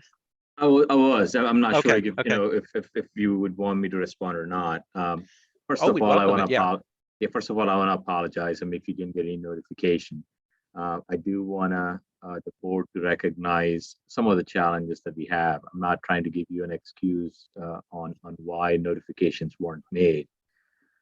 County has, I think last somebody told me, over 300,000 street trees in the county. So that's roughly the number that we're looking at. I checked all of our inquiries that we received to the county. We use a system called SeekLickFix, Telhoco. And last I checked, we have about 4,800 open inquiries that we're working on. Of those 4,800 inquiries, the largest concerns that we have that we respond to are street tree concerns, whether it's tree removal, whether it's tree pruning, whether it's stump removal, or whether it's planting new trees. One of the goals that I have, I know somebody mentioned about the emerald ash borer. That was a large issue that we were dealing with a couple of years ago. We still have a lot of ash trees that we're still removing. But driving around the county, one thing that has been striking me in the last year or so is the number of dead trees that are out there. I'm sure you have seen them. If you drive around Oakland Mills, you'll see them on Kilimanjaro. You'll see them if you're driving on 29. The amount of dead trees that we have in the county, it is a significant number. The administration has been recognizing that, and then we have received $750,000 towards street tree removal and replanting. Our immediate priority when we have a dead tree is to remove the tree, because that poses a threat for people that are walking by, for people that are driving along the roadway. So we usually try to look at trees to see if they need to come down or not. Our goal is to not remove trees if they can be saved. We try to save the trees. We do inoculation especially for the ash trees. They get the treatment every 2 years or so. We try to see if the trees can be saved. We go back and try to give one more treatment after a couple of years so that we don't remove those trees. There are some roadways in Oakland Mills where the entire street lost all the trees, mature trees that were 30 years old, 40 years old. All of them had to come down. The whole streetscape completely changed. Robert Oliver Place, the portion that is owned and maintained by the county is the roadway that comes in and then makes a left turn and comes out. The rest of it is not county-owned roadway. So if you go there today, and if you look at some of the trees that were planted at the same time frame, you'll see the condition of the remaining trees. I don't know the exact number of which trees were completely dead, 100%, and which trees were more than 50% dead. I have 2 supervisors for the entire county that respond to tree concerns. And these 2 people work all the way from the western part of the county for tree concerns all the way to Elkridge in the east. So They respond to every concern that comes in, and they go and look at those concerns to prioritize the work that needs to be done. And we have 10 people that work in the crew for the tree crew that we split into 3 crews. These crews try to do the tree elevation work, tree removal work, and we don't do any planting, but we also try to respond to any other tree-related concerns that we get. Even when we have any storm-related incidents that come across, we still respond to removing trees or taking care of some of those issues. With the funds that we're getting, we're actually trying to supplement some other crews with our contractor crews. We've been trying to push that as a major push to in the last couple of years. I mean, one of the things that I wanted to do, I remember us telling the citizens when they asked for trees to be elevated or pruned, our cycle was about 14 to 15 years. So I wanted that number to come down at least to 10 years rather than like 15 years, but that takes a significant effort. But before we could do that, we also wanted to focus on the hazard trees. So we started removing a lot of hazard trees, and right now our tree replacement has a large backlog. We have about 1,400 trees that need to be planted. One of the things that we're trying to do, of those 1,400 trees, 700 trees are roughly about 700 trees are just in Colombia. And we are trying to prioritize of locations where trees were removed in 2018, 2019, 2020, 2021. Yes, there are locations where we removed a tree back in 2018 where we have not replanted yet. Our effort now is to try to push and see if we can install at least 1,000 trees between this fall and next spring. So we're trying to clear the backlog that is old, anything before 2020, and try to focus on other locations. I did get the request about Robert Oliver Place. Granted, I didn't know that those trees were getting removed when they got removed, but I did hear about it through my supervisor and also through the village when the questions were posed about it. We will look at them. I actually had a meeting scheduled with my tree care supervisors even prior to getting the request for later this week for us to prioritize to see what roads we would be planting the trees. Because of the request from the village board, we'll look into Robert Oliver Place to see if we can put them ahead of some of those other locations. But obviously, as chair, the board chair mentioned, if you still have trees that were removed on Thunder Hill near Shadow Oak that haven't been replaced, they probably were one of those trees that we have to get to from 2018, 19, and 20. Obviously, some of those locations residents have been patiently waiting for a while, and our goal is to at least address those first before we get to some of the newer ones that are being removed. We are trying to get to them as quickly as we can, but once I have my conversation with my staff, hopefully maybe we'll be able to start planting some trees along Robert Oliver Place if we're planting other trees on Thunder Hill. But I don't want to make any promises that I can't keep either. So we'll definitely keep that in mind because of the proximity to the village board and the barn and the other barn in the village center to give it a higher priority than other roadways. We appreciate that. Chris, I have a follow-up question to what you said, because one of the things that's sort of still confused us a bit, just observing what happens in the community, is how the trees get prioritized for replacement. For example, I live off of the south end of Camelback Lane, so that straight stretch of Camelback Lane, down to about Gatsby Green, used to be lined with ash trees, and they were big and mature, and you were able to save a few, and thank you for doing that, and a lot couldn't be saved. But one of the things I noticed was the county came, I'm forgetting the years, but let's say the ones at Shadow Oak got cut down in 2019. And have been stumps ever since. Then in 2020, the county came through and cut down the ash trees on Camelback Lane. Within the same season, the county replaced the trees on Camelback Lane, even though the shadow oak trees on Thunder Hill Road had been cut down a year before. And while I appreciate that my part of the neighborhood got new trees quickly, it still kind of begs the question of, well, how does the prioritization work? Because it doesn't appear to be, the first ones cut or the first ones replaced, but it's also not clear what the prioritization is. And I think, even having a better understanding of that would help us. Yeah, I think it's a good question. I mean, typically we try to go, so the process that we have is when a tree gets removed, initially when the tree gets removed, it gets placed into a stump removal list. So from the stump removal list, when the stump is removed, it goes into a tree replacement list. And those lists are what we use to assign to a vendor or contractor that places the trees and send them to go out.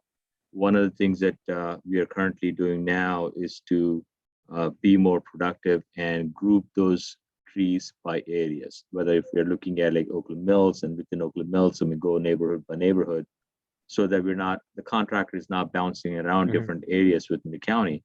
Well, like if you go just by priority and where the trees were removed, you might be going to like one location in the county and then to go to a different location in the county to plant the second tree. So we're trying to group them together. As I mentioned, maybe with 1,400 locations in the county, grouping trees by streets and neighborhoods, it is a significant task because these trees are removed. If they're all like 14 trees at one location, it's actually an easier way for us to go back and say, hey, Robert Oliver Place has 14, just go to that one and it'll be a day's worth of work or 2 days worth of work. But if you have one tree that needs to go into Robert Oliver Place and another tree needs to go in a different village, let's say in Long Reach, the contractor is trying to bounce between different locations, trying to go find these locations and mark them. So we're trying to make it more efficient by grouping them. So there might be situations where some trees that are removed in a certain location may get ahead of other ones based on how the grouping might work. It's similar to how we try to make repairs for sidewalks in the county. So it was working well. It was being more efficient. So we said we'll try to apply the same thing even for trees. That's kind of how we're doing now, where we group them by areas and by neighborhoods. Okay, thank you. Well, we have a nice group for you now around our village center. No, I do appreciate that you're taking the concern seriously. I did come out to look at them right after, and I did see the trees that are remaining in the parking lot. So I mean, when you come out, when you see those other trees, I mean, that gives a reflection of how the trees that were removed used to look like. Right. Because I would suspect, I mean, the trees that were there. I mean, I talked to the supervisor myself, and he initially responded to a request from a C-Click Fix request to remove 3 trees, I believe is what he mentioned. When he went out and looked at it, he said, he couldn't just walk away from them to say, I'm going to remove just these trees and walk away from it. He thought it would not be a wise decision, and he took the decision to remove them based on the condition of the trees. Right. Yeah. Obviously, safety has to come first, but we also appreciate that you listen to the feedback and you're looking into what can be done. Rebecca, you had a question, and then Ginny. Yeah. Just 2 quick things. One, have you considered? I know there's a huge backlog for planting extra or replacing the trees and planting them. We have quite a few pretty active planting groups, nonprofits, CEI, and our very local Yards Alive. Have you considered tapping into volunteer groups to provide the trees and we'll plant them in the ground for you? No, we have not. I think one of the things that we get when we go through a contract is I get a warranty of 2 years. So if a tree does die, they do replant it for me for free. So I have not considered using volunteers for that work, but that is something that I will think about. And then the other thing is, how do you choose which trees you're going to plant? I know Warren waited for a few years for his street tree to get replaced, and it was replaced with a non-native tree. Who gets to pick which trees are put back in? Yeah, I think one of the things that we're trying to do now, especially after the emerald ash borer issue that we had, where we had to go for roadways like Camelback, where an entire street, lost mature trees. We try to mix the tree species so that in the future, if we do come across another invasion of some kind of species, some kind of bug, that we're not going to lose all of the trees. So we try to mix them up. There is a set of trees that we consider that are approved for street trees per our landscape manual that we have for the county. So we try to pick from that approved tree list to pick trees.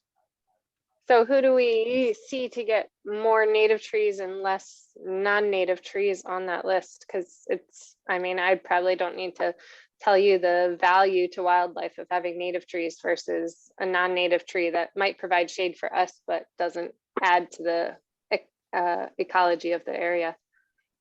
I know we have a group of people that actually look at our street tree list, but I will speak to them to see like if there's any particular additional trees. I mean, if there's something that you would want us to consider, let me know, and then I'll pass it along.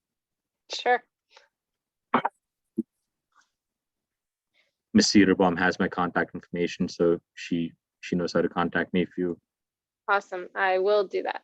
Thank you. The easiest way, if you can also send an email to highways@howardcountymd.gov and address it to my attention. My admin staff will be able to send it to me. Cool. Thank you very much. Ginny, did you still have a question? And then Warren, and then I think we're going to have to move on from this topic.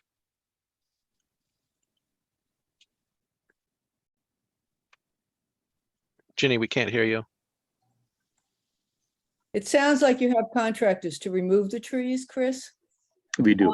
Do you, and I don't know if you pay them per tree, but is there somebody else that is perhaps more independent that goes out and looks at the actual condition of the trees to decide whether all 14 have to be removed or just a couple, so that it's not just the contractor that's going to get paid to remove trees? Or no, the decision to remove or not remove is not made by the contractor. It is made by the county staff.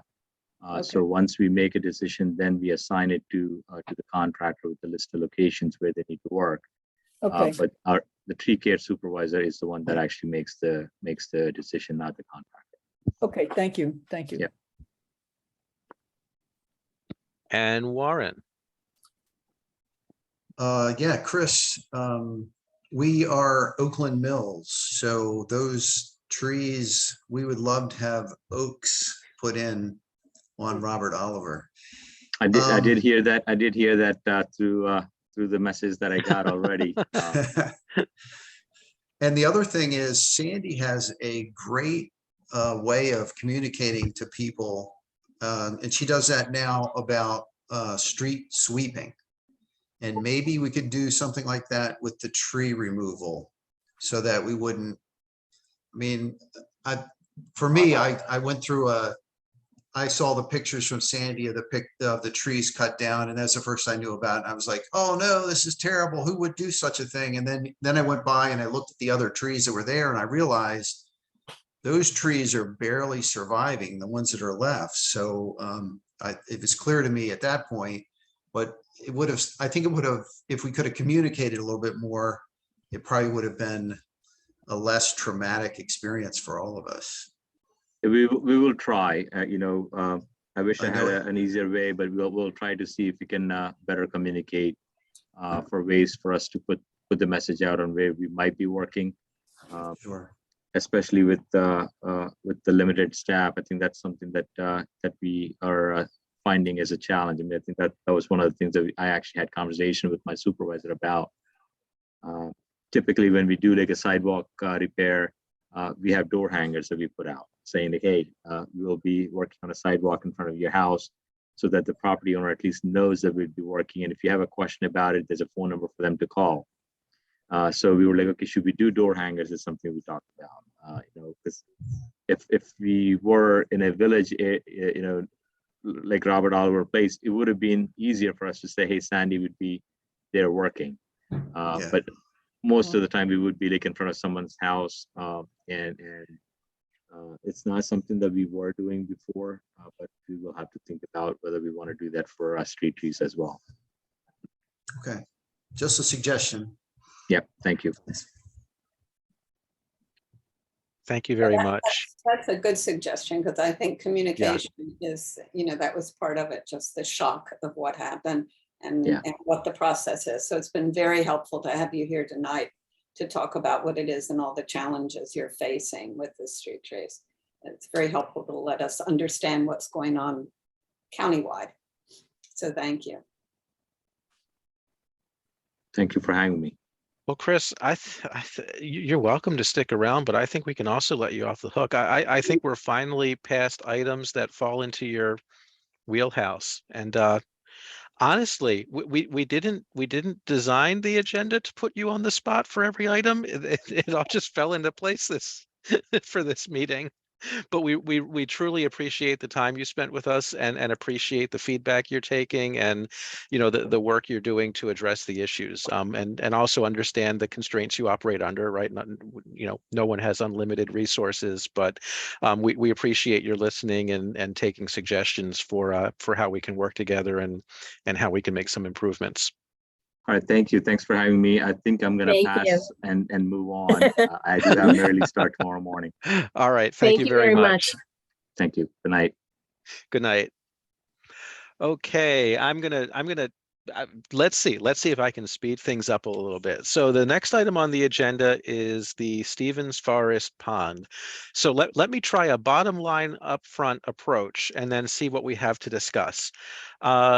Feedback from the Open Space Committee, which is co-chaired by Bill and Gary, from yours truly, the board chair, from residents who have weighed in, is unanimous in opposition to shrinking or reducing the depth of the Stevens Forest Pond as CA looks into how they're going to make the repairs to what is a clogged overflow drain that doesn't allow the pond to drain properly into some wetlands when it begins to fill. The reason CA needs to do repairs is they do not want the liability of all that water pressing up against the berm at the edge of the pond. There needs to be sort of a relief valve, and the question is how we do that, since the original pipe is clogged and current standards don't allow them just to sort of go in and do things as they were done 50 years ago, when the Stevens Forest neighborhood was built, and that pond was turned from a farm pond into a feature of the neighborhood. So that's sort of the bottom line up front, is that there's consensus among everyone who's involved, everyone who went to that offsite meeting with John McCoy, that we would like to go back to him and say, we'd like you to go back to the drawing board and find a way of at least maintaining the current depth of that pond, so we don't end up with basically a shallow little thing that turns into a swamp if we have any kind of a dry, July or August every summer. Bill, did I do a good summary in an effort to make up some time here? Yes. And I don't know if you wanted to add any more to that. Oh, the other person, I should add, the other person who has weighed in on that is Jervis Dorton, who I don't believe is part of the committee, but he's actually he's an Oakland Mills resident, and he's one of the architects that actually designed major pieces of Columbia, and he's also weighed in on the status of that pond and what it should be in the future. Yes, real quick, Jonathan.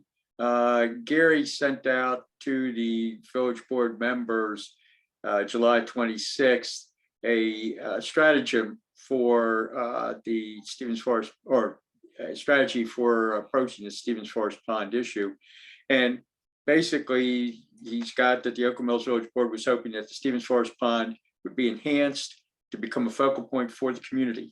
Instead, the CA's two possible modification alternatives do the opposite.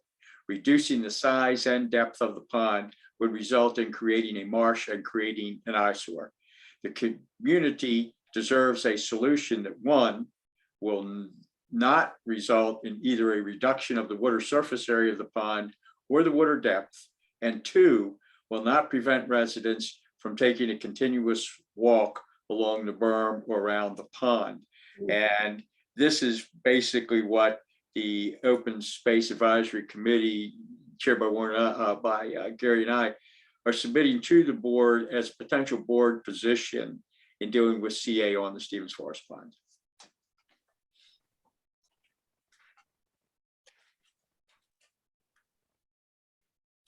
I have a question. I'm trying to talk on mute. Go ahead, Lynn.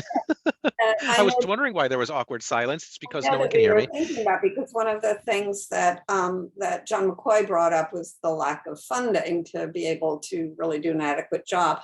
And my fear, as many of us who went and kind of went on that little field trip, is that if there isn't something done to really maintain the depth, is that there is wildlife. I mean, there are turtles, there are fish, there are birds that come there, and draining it is turning it into, would be lowering the depth and lowering the surface area, would be really turning it into what is essentially sort of a catchment area for storm runoff.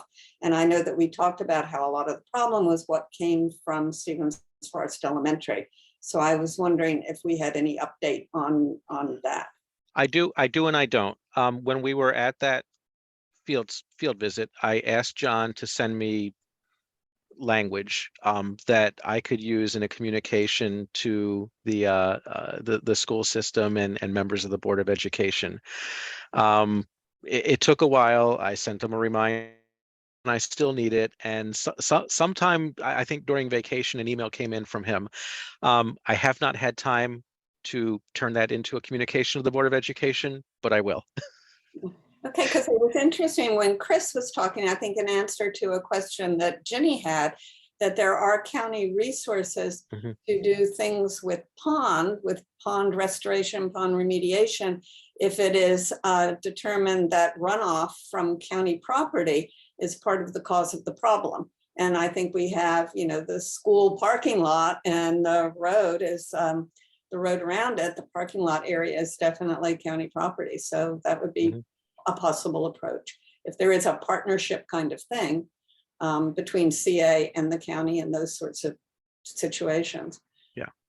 And the field trip that we took, I mean, it was wonderful. We went to Patriot Pond, we walked all around, we looked at different alternatives. And since then, I've been interested in the number of county maintained ponds in the area. And just last week, I guess, I went and walked around School's Orchard Pond. Have any of you been to School's Orchard Pond? It's like 3 ponds. And it's quite lovely. And they're having an issue now with, I think it's the state, where the county is trying to drain one of their ponds. And they came in first and they mowed down all of the milkweed and around the pond, just, as we're all worried about our monarch butterflies. And they had kind of a similar thing where there was no notice that this was going to be happening. And they want to lower the level of it and decrease the surface area. Now, the good news on this is, I mean, we could go back to John and say, hey, the consensus is that we want you to take another look at this, and I'd be happy to send him something. The good news is during the field trip, I did ask him, well, what's your timeline? Is there imminent danger of that berm failing and danger to the neighborhood below it? And he said no. There really isn't any kind of imminent issue. It's more of a long-term reduction of CA's liability, should that thing fail if we have like 100-year flood or something like that. And there's no guarantee that it would even then. So, we do have some luxury of time if we want to put together a response, do more of our own homework. But I also think it's completely appropriate for us to go back to John now and, challenge him a little bit to, come up with what else could be done to maintain that depth. And if it's outside the budget he has, okay, fine, let us know what it will take, because then we can work with CA during budget season, we can work with the county, we can know what we're aiming for, and I think that would be helpful if nothing else. If we know a dollar figure we're aiming for, then we can talk to people in more concrete terms, beyond, well, it would be nice if the county helped because of the Stevens Forest Elementary parking lot. Well, what does that mean? Well, it means $100,000. Okay, now we can talk. Yeah. Bill? Real quick on the funding is, first, probably what we want and what we won't accept as a board. And we've touched on that somewhat with what Gary presented and got some email feedback from different board members, is when really, what do we want? John, can you give us something that will meet what we'd like to see? What's the price tag? I think it was great that Lynn said, hey, we Chris just talked about potential funding from the county. And another thing in the CA budget, it could be phased in cost-wise over time, plus the overage that Sandy always manages very well to have to send back to CA. We get a deal with CA, we're earmarking that for that pond so that it gets phased in. It was 25, 30,000 a year. We're giving back CA. Hey, if it takes $100,000, maybe the county coughs up 50 and it takes us 2 years of overage to CA and holding fund, and voila, there's the money. So I think there's creative ways we can go after the money. I think partially we need to decide as a board what we won't accept and what we would like to see as a first step, and then get John to come back with, okay, given your criteria, here's what we can do. Here's the price tag, and go from there. Thanks. And Ginny. Okay. In terms of the school board property, are we working at all with our district representative to the school board and trying to get her help in getting funding? And do we know either from John or from someplace else exactly what would have to be done on the school board property? So the answer to your first question was not yet, because before I went on vacation, I didn't have enough to bring to our school board representative. Now I need to go through John's email and see what I do. Exactly what it takes. I need to look more closely at John's email. I just haven't had time since I got back, because one of the things I want to head off is what the school system often does, and that's not taking responsibility for anything beyond their borders. And we've all experienced that. And one thing I know they did when they renovated Stevens Forest is they actually did they did several stormwater management projects on the property. There's a dry pond just to the north of the parking lot. There's actually a channel cut through the parking lot with a grate that drains water into that. There's another one on the south side of the parking lot, sort of right up against the CA property in the back corner of what used to be the school's blacktop. And then there's one all the way on the other side of the property where they put the addition in. So what I really wanted John to do, and I need to look to see if he was able to do it, was use his expertise to estimate, what proportion of the rainwater is being captured by what the school system already did and what proportion is coming toward the pond. Because if we just say your parking lot is draining toward the pond, they're going to say, no, it isn't. We took care of all that when we did the renovation. Look at that and look at that and look at that. We're done. So that's really why. And I know Lynn was there and Warren was there listening. I said to John, put this in terms that I can use with a member of the school board who's not a water management expert, but knows the community and cares about the community, so that the instant answer she gets when she goes to the the facilities people isn't, no, it's not our problem and we've taken care of that. There's no water running off into that pond. Is there anybody the equivalent of John over at the school, on the school staff, that would analyze what's happening on school? Not to disparage anyone. Yes, there are people who do that as part of their job. I don't think the school system has anyone who is dedicated to just that the way John is. And I don't think they have anyone who has the expertise that John has. It would be the same folks that Warren and I met with about the hill at Oakland Mills High School. Okay. Well, I'm just trying to figure out how we get a combination of several partners, which will provide more funding and also get the job done, quite frankly. I do not think we should be letting the school board and the school staff off the hook, and they can continue to do something that's wrong, and we pick up the pieces at the end, which is not, I just don't think it's fair. We also have to remember, before we turn the Stevens Forest community against their elementary school, the school didn't clog the pipe, right? If someone hadn't thrown rocks down the pipe and clogged the pipe, it would still be okay. That was one of the takeaways. It wouldn't be up to current standards, but as long as that pipe were still functioning, we wouldn't be having this discussion. I think also the diameter of the pipe was insufficient for even what was coming down the hill from the swimming pool. But you're right.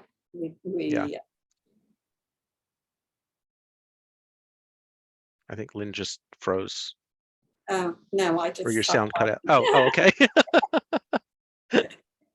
She finished. She said that. So one of my takeaways is to, look at that, now that I got that email from John, which, I was hoping for earlier, but he's busy.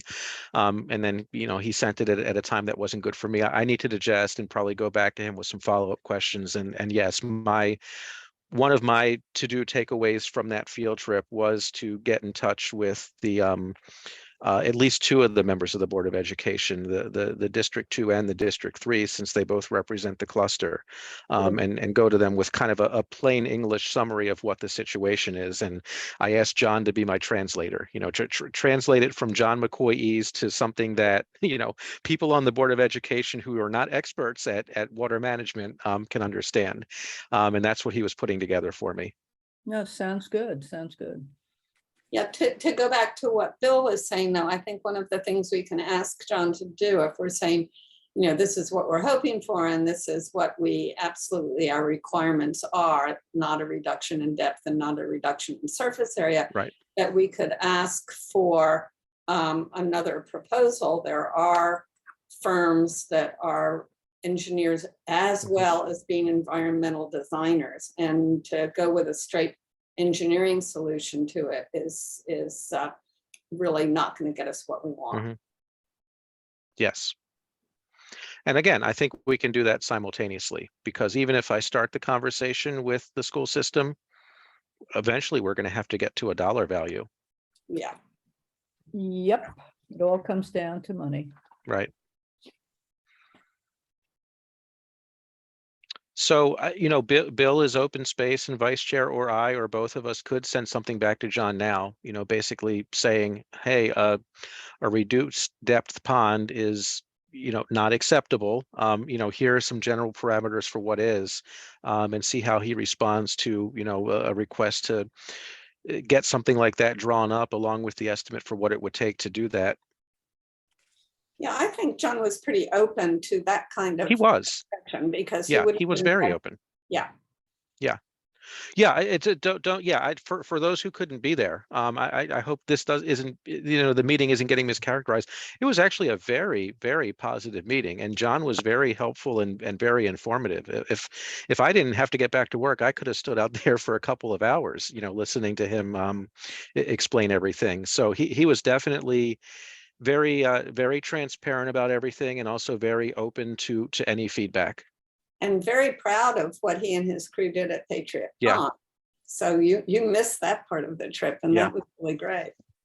Yep. Yeah, that was a big accomplishment, because CA, I think it was $500,000 to bring that up to the county standards before we could turn it over to the county. But the idea is, where you're having runoff from the roads or from other development, it's not fair that CA and the lien payers here pay for all that. And there were several ponds, I'm not sure for up to 9 or more at this point. So it's expensive for CA, but then it's theirs, and we just give them the easement right for maintenance around it. It's the county's problem after that. All right. Anything further on that? Nope. Bill? Real quick, Jonathan, maybe you and I could work together to come up with a potential letter to Chris that we could present at the next board meeting for the board to vote on and send out. Because I think the heart of it is what Gary put in the email, and we've gotten several board members to comment on that. And I think with that, then we could put something together. So yeah, that's absolutely. Do you really need to wait for the next board meeting? We've sort of discussed it to death, or very positive, actually, discussion. I don't know what would be, if you shared the letter and people had no problem with it, do you really need to wait until whatever? I don't, just wondering. Never mind. It's not necessarily the kind of business that requires a vote, because we're not making any kind of final decision. We're asking a member of the CA staff to give us more options. I don't necessarily think we need a vote until we're faced with the question of, okay, so what is it you want for the community? And then I think we owe it to our community to discuss that and have a vote. Well, I guess in as much as we are saying that we don't like what the original solution was, which was to lower the depth and decrease the surface area. So, but I don't know that it doesn't need community input, I don't think, at this point. Yeah, I mean, we actually announced a meeting at the pond, so Yes. anyone could show up for the field trip. We've had it on, I think, two other agendas. So, anyone seeing it could come to speak out or something. So I think it's reasonable to go ahead and ask for more options. And like I said, once we get down to decision time, then they can all be laid out for the community, including the ones that the board doesn't necessarily like. Maybe there is a silent majority in the community who wants that, but if there is, we haven't heard from them. All we've heard is don't do that. Yeah, I'm fine, Jonathan, then with you and I putting together a letter and shoot it around to the board and then we send it out. I just didn't want to tread on people's toes or preempt people in the process, but I understand your explanation. No, but you're the chair, you're up on that stuff. So by sending that back to John, there are no final decisions here. He doesn't even have a timeline. So I think we're good. I think we're good just to send something back to him for now. All right. Want to see me make up time real quickly? I'm going to combine the update on the 7-Eleven with the board chair report. Update on the 7-Eleven. Due to a crowded agenda followed by technical difficulties, Bill was not able to speak to the planning board while I was away. So we got rescheduled to last Thursday. Due to additional technical difficulties, the planning board couldn't meet last Thursday after troubleshooting their live stream for an hour. So they postponed it to next Thursday. So I will be going back at 7 o'clock next Thursday, where I've been assured that the 7-Eleven is first up.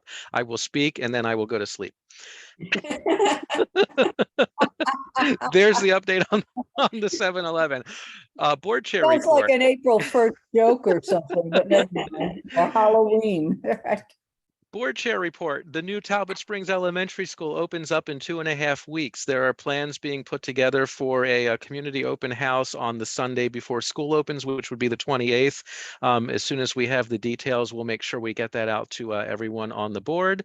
And I've received no response at all from Cedar on the situation with NYC Pizza and whether they even consider that a vacancy or what the heck is going on in that spot. And really, since I came back from vacation, those are about the only things I've been able to focus on very much beyond the tree issue. Bill? Jonathan, somebody sent me an email that Cedar did sell the property, and I think the new owners is it Klein Properties or Klein Real Estate out of Pikesville. Now, that was from somebody in the community sent me that. I don't know whether that's actual or not. Yeah, I don't know. Melanie, the property manager, Melanie was going to tell us when the sale closed. And Sandy, I don't think you've heard from her, so it could be that it closed because she didn't know exactly when it would. I did not hear from her, but I'll try to find out tomorrow because I didn't hear from her. Okay. And that's everything I have, unless you have any questions for me or there's something I forgot to update since we last met last month, and otherwise I will hand it off to Ginny. Okay, if you had combined my report with yours, we'd be finished. Never mind. Never mind. Okay, a couple of quick things. Tot lot policy. This is a little like a seesaw in a tot lot, depending on who you believe. And I believe the board has never approved the tot lot policy. They did not. I agree. I agree. I listened to every meeting over and over. Some of us did too. And so Brian England is our new board member from Hickory Ridge, is sort of in charge of different things like this. It's important to really get CA to say finally why they keep saying that, they're acting like it was approved, because there's a difference in how you'd approach certain things. So I'm going under that we are going to try either September or October, depending on how much work is involved. And October may make more sense to bring up the tot lot policy. Maybe it's tot lot / playground policy on the board for 1 discussion and 2 a vote. But in the meantime, what I think would be really helpful is not to just look at what CA developed as a proposed policy, whether it was approved or not. And I agree it wasn't approved, but we can't seem to get a final answer on that. So what I would like to see is some creativity. Lynn and Rebecca in particular had a year ago a lot of ideas, maybe not that long ago, about what would make more sense for a tot lot, what type of equipment. The type of equipment, this rascal thing, it drives me nuts anyway. And I would like to see, and I've been trying to encourage my colleagues to really come up with a sort of an ad hoc committee that would include others, not just CA board members, and maybe some experts that would really look at what makes sense. And it's probably going to be a lot more cost effective, quite frankly, and maybe a lot more interesting for the kids. It'd be the goal, the environment, et cetera, et cetera. So that's what I'm going to be pushing for. And I really, what is it, October 29th, the Board Operations Committee meets, and we decide on the agendas for September, October, and November. And I really want to get this done in the fall because it will impact on the budget. So there's a couple of you that I would love to see volunteer to serve on this. It wouldn't be a lot of work, but just to bring some common sense approach to what makes sense with the tot lots equipment, as well as the tot lot policy will, the whole thing we'll be dealing with. But, and Bill, you had a lot of ideas on this. So I just would like to involve more people, and that's what I'll be trying to get the couple of board members to agree to. Let's see, second budget process. I don't know, Sandy, did you hear anything about whether, no? Okay, survey. I don't know what you're gonna ask, but I haven't heard anything. Okay, in terms of the survey, but I would like to encourage at least our board to just get ready to prepare something in September as to exactly what you want. One night would be the Stevens Forest Pond. You may even just put that as a placeholder, not knowing how much money at this point, but that you really want that to be one of the asks for Oakland Mills. And just have that letter and let's get it out early. Another quick thing is scooters. I got an email from somebody, they complaining about the scooters. They had been complaining on Sohap Lane. Now they're complaining about in back of Walgreens, the funeral home scooters being left. I noticed it was interesting coming down Broken Land Parkway, making a right onto Stevens Forest. About 20 feet up Stevens Forest was a scooter there for about 4 days. It may still be there. I didn't look today. But now today, going down Stevens Forest Road towards Broken Land, again, about 10 or 20 feet from Broken Land, there's a scooter on the path, right on the sidewalk, not the path. In both cases, the sidewalk. So that still seems to be an ongoing problem. And I know, Jonathan, on behalf of the board, you sent a letter to Lakey. One, have you gotten a response? And the other thing is, are we also sending it to the county? Because the county has the contract with, I don't know if the name of the company, I'm trying to remember, is Spin. I hear it. What? No, it's pouring out. My husband just said it's raining. There was thunder and lightning here before. So I think we need to consider also sending it to Calvin, as they have the contract. And, it was the county that approved treating scooters like having a right to the path system. It was the council and the executive that also implemented that and agreed that they have a right to be on the path systems. So all over the county. So, I mean, I think we need to get them involved too in terms of implementation. And we've just got to resolve, is there enforcement or isn't there? I can basically send them the same communication. It really would just be a change of a few words in the communication. Right. See if we get a response. And then, I don't know what to say. I would say you sent it to the whole board too, didn't you?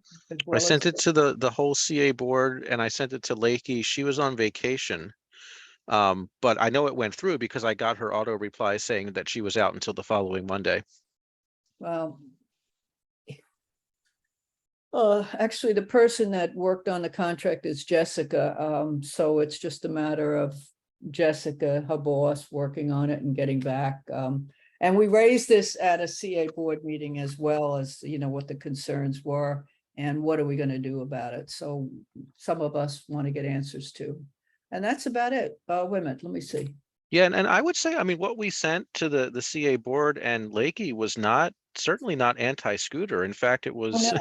it was supportive of the scooters and basically, how do we work together to ensure that the Right. community doesn't turn against this pilot because they're finding scooters everywhere.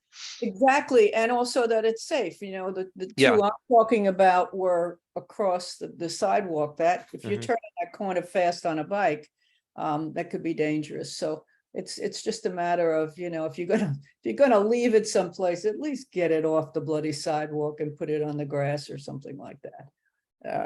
I don't know why they're being left. I don't know why they're not being charged for it. I don't know why they're not put on a list of never rent to this person again after you give them a couple of warnings. I don't understand what the problem is, quite frankly, to be seeing this much around all over, Columbia, and I'm sure in the county too, or maybe not. That's it. That's all I have, unless anybody has questions. Rebecca, I don't think your sound is working right. Try again. We can't hear you. Sound like it's strangling. Yeah. Right. Oh, How about we now? heard you there you go. Nope, you're gone again. You came back for a second. That's weird. Okay, how about now? Perfect. There you are. I might need to keep clicking my thing. Anyway, I just wanted to say real quick, that I think that the scooter thing is going to be an adjustment. And I have definitely seen over the past few weeks, less scooters in random inconvenient places. And I'm on the paths every day riding around. And in the beginning, yes, there were scooters across the path. There were like scooters across the 29 overpass, which was, I don't know why somebody stopped their ride mid-path and abandoned their scooter to walk the rest of the way. But it's been way better lately. And so, I mean, the solution may be this is a pilot. The solution may be just wait and let people adjust, the riders and the residents, not have to adjust to random scooters in their yards, but to adjust to seeing scooters around in different places. So that's all. Well, but it's gotten better. Yeah, that I'm glad to hear, but what we're just trying to figure out is from the company point of view, and that's what we asked the staff to find out and get back to us, just what do they see as happening? And when it happens, what is the action that they're taking? Educating the rider, whatever, so that you can help cut down on that. Because it doesn't make sense where some of them are left. It's like, where did they go after they left it? I know, it's a fun game I like to play of, oh, where'd this person go? Okay, thank you. Ginny, I had my hand up when you were talking about the tot lot policy. Just a comment or a suggestion. So I reviewed the meeting where the staff presented the tot lot policy, and it was simply presented. There was no record of a vote. So my suggestion, if I may be so bold, is that the board should establish some kind of rule that a policy presented by the staff should not be assumed as adopted unless the board takes a formal vote, because the staff can present anything to you, and if no one actively objects, is it assumed to be adopted? Because that seems to be what happened with the tot lot policy, and that that shouldn't continue, because that could lead you down a dangerous slope. Actually, I think you've hit the nail on the head in terms of there are other things but nobody objected. That's ridiculous. On this one, though, it was under discussion, which is you don't vote on it on the discussion part. You would vote 2 weeks from then if it's put back on the agenda for a vote. It never happened. So, But I'm just amazed that we would need such a policy, because it's like, give me a break. It wasn't on any agenda for a vote. There's clearly something that's board vote. It was never there. Yeah. So I think I'm a little annoyed we're spending so much time on that, as opposed to just let's do so. In a way, it's a blessing, because now we get, some of us think, to look at the whole policy and see what makes sense. So in some ways, I'm glad, but I know why I didn't vote, because I wasn't satisfied that we had done enough. So was amazed when we kept getting told, but you voted for that policy, you voted for that. And it's like, show me where, and we never get shown anything. So we had to do our own research, and it's ridiculous. Yeah, I mean, just my 2 cents comment. Yeah, I understand, and we've been hit with that, exactly what you're saying on some other things. All right, anything else?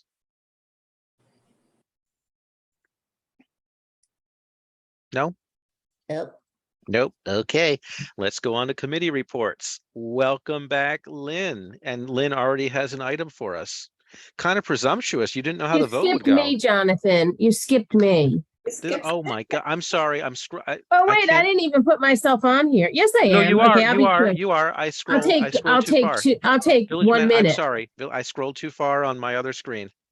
Okay, I'll take 1 minute. Thank you, Amy, for finding that the Village Center was sold to Klein Enterprises. She just sent me the contact information, and so Jonathan and I'll reach out to them. So kudos to Amy while we were having a meeting. And I just want to thank it. Last night was our pool party. It was great. Probably a little over 100 people. Everyone had a great time. Thank you to Ginny and Bill and Jonathan for helping with the food. And that was a really big help. So thank you. And thank you to Brigitte, who, as always, coordinates a great party, and her son, Eli, who is Brigitte's sons. I can't say enough about them. He's the only one left that hasn't gone away to college, so he's going to be busy for the next 2 years. But it was a nice night.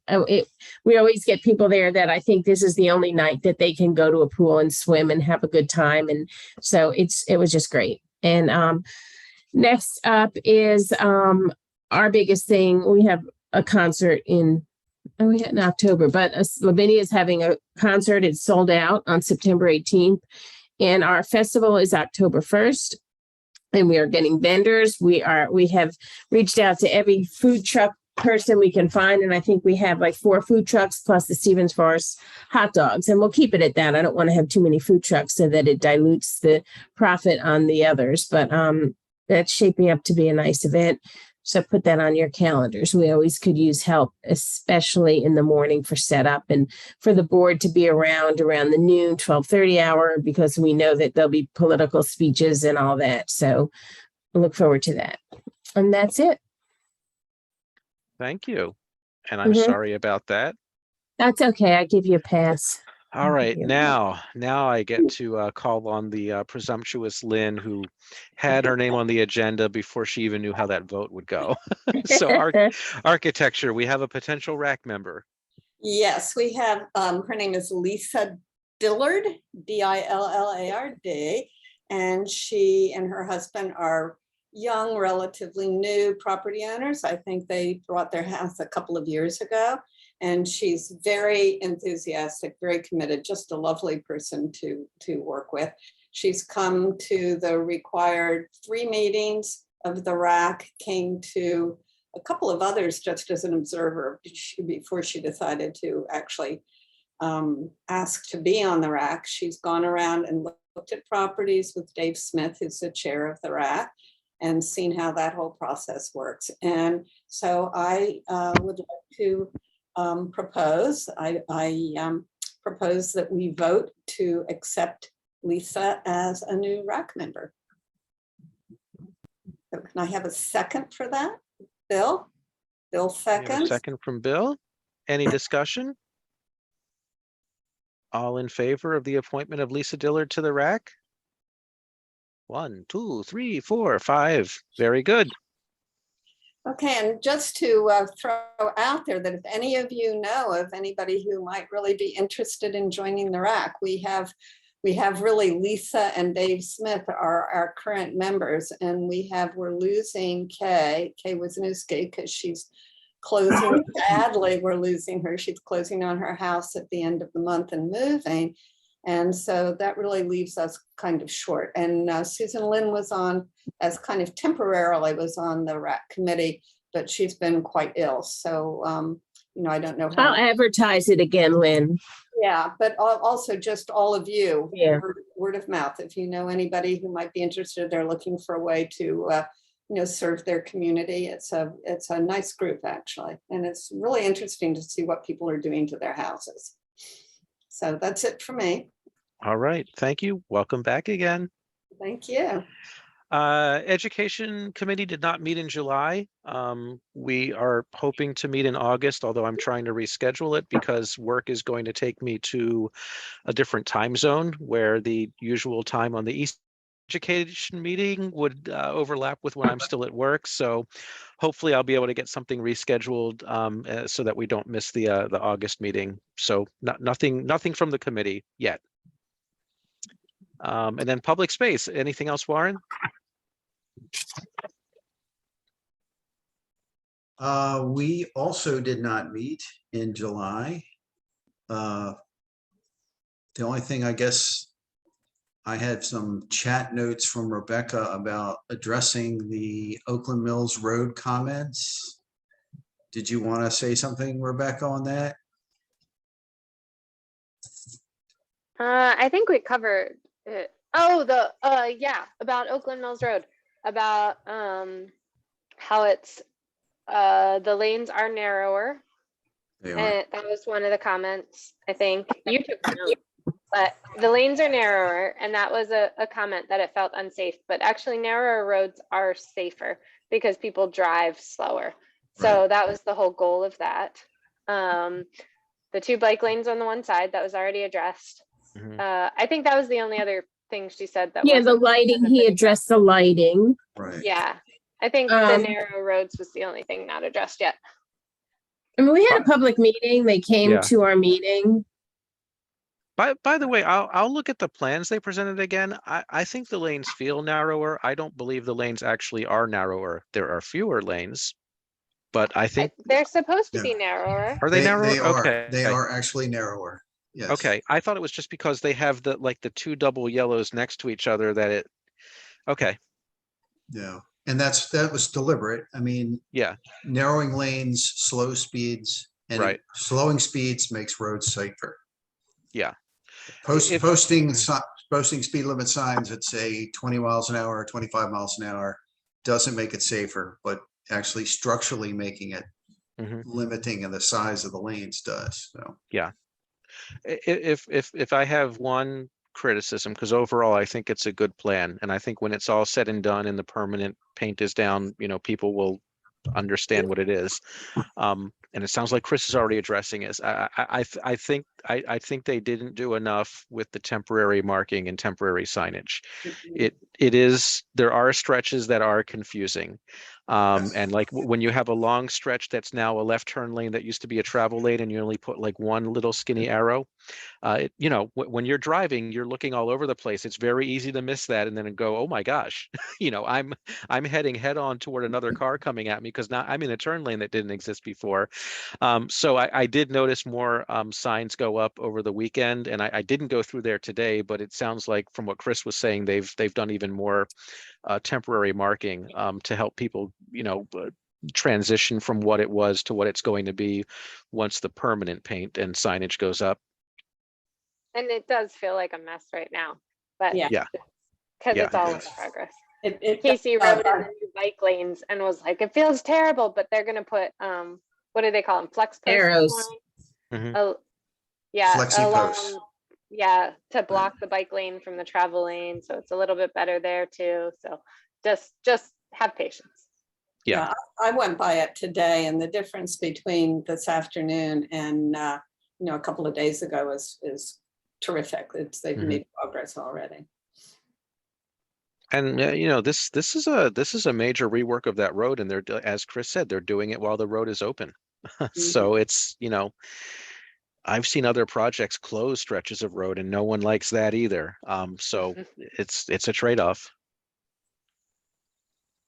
Yeah, to Anything that else, Warren? point, this is a major rework. Sorry, you said Warren, but this is a major rework. And Chris said this is, you know, kind of a pilot. It's the first of this major rework in the county. So, so they're going to be there to tweak and fix it as it needs to be if it's not working out.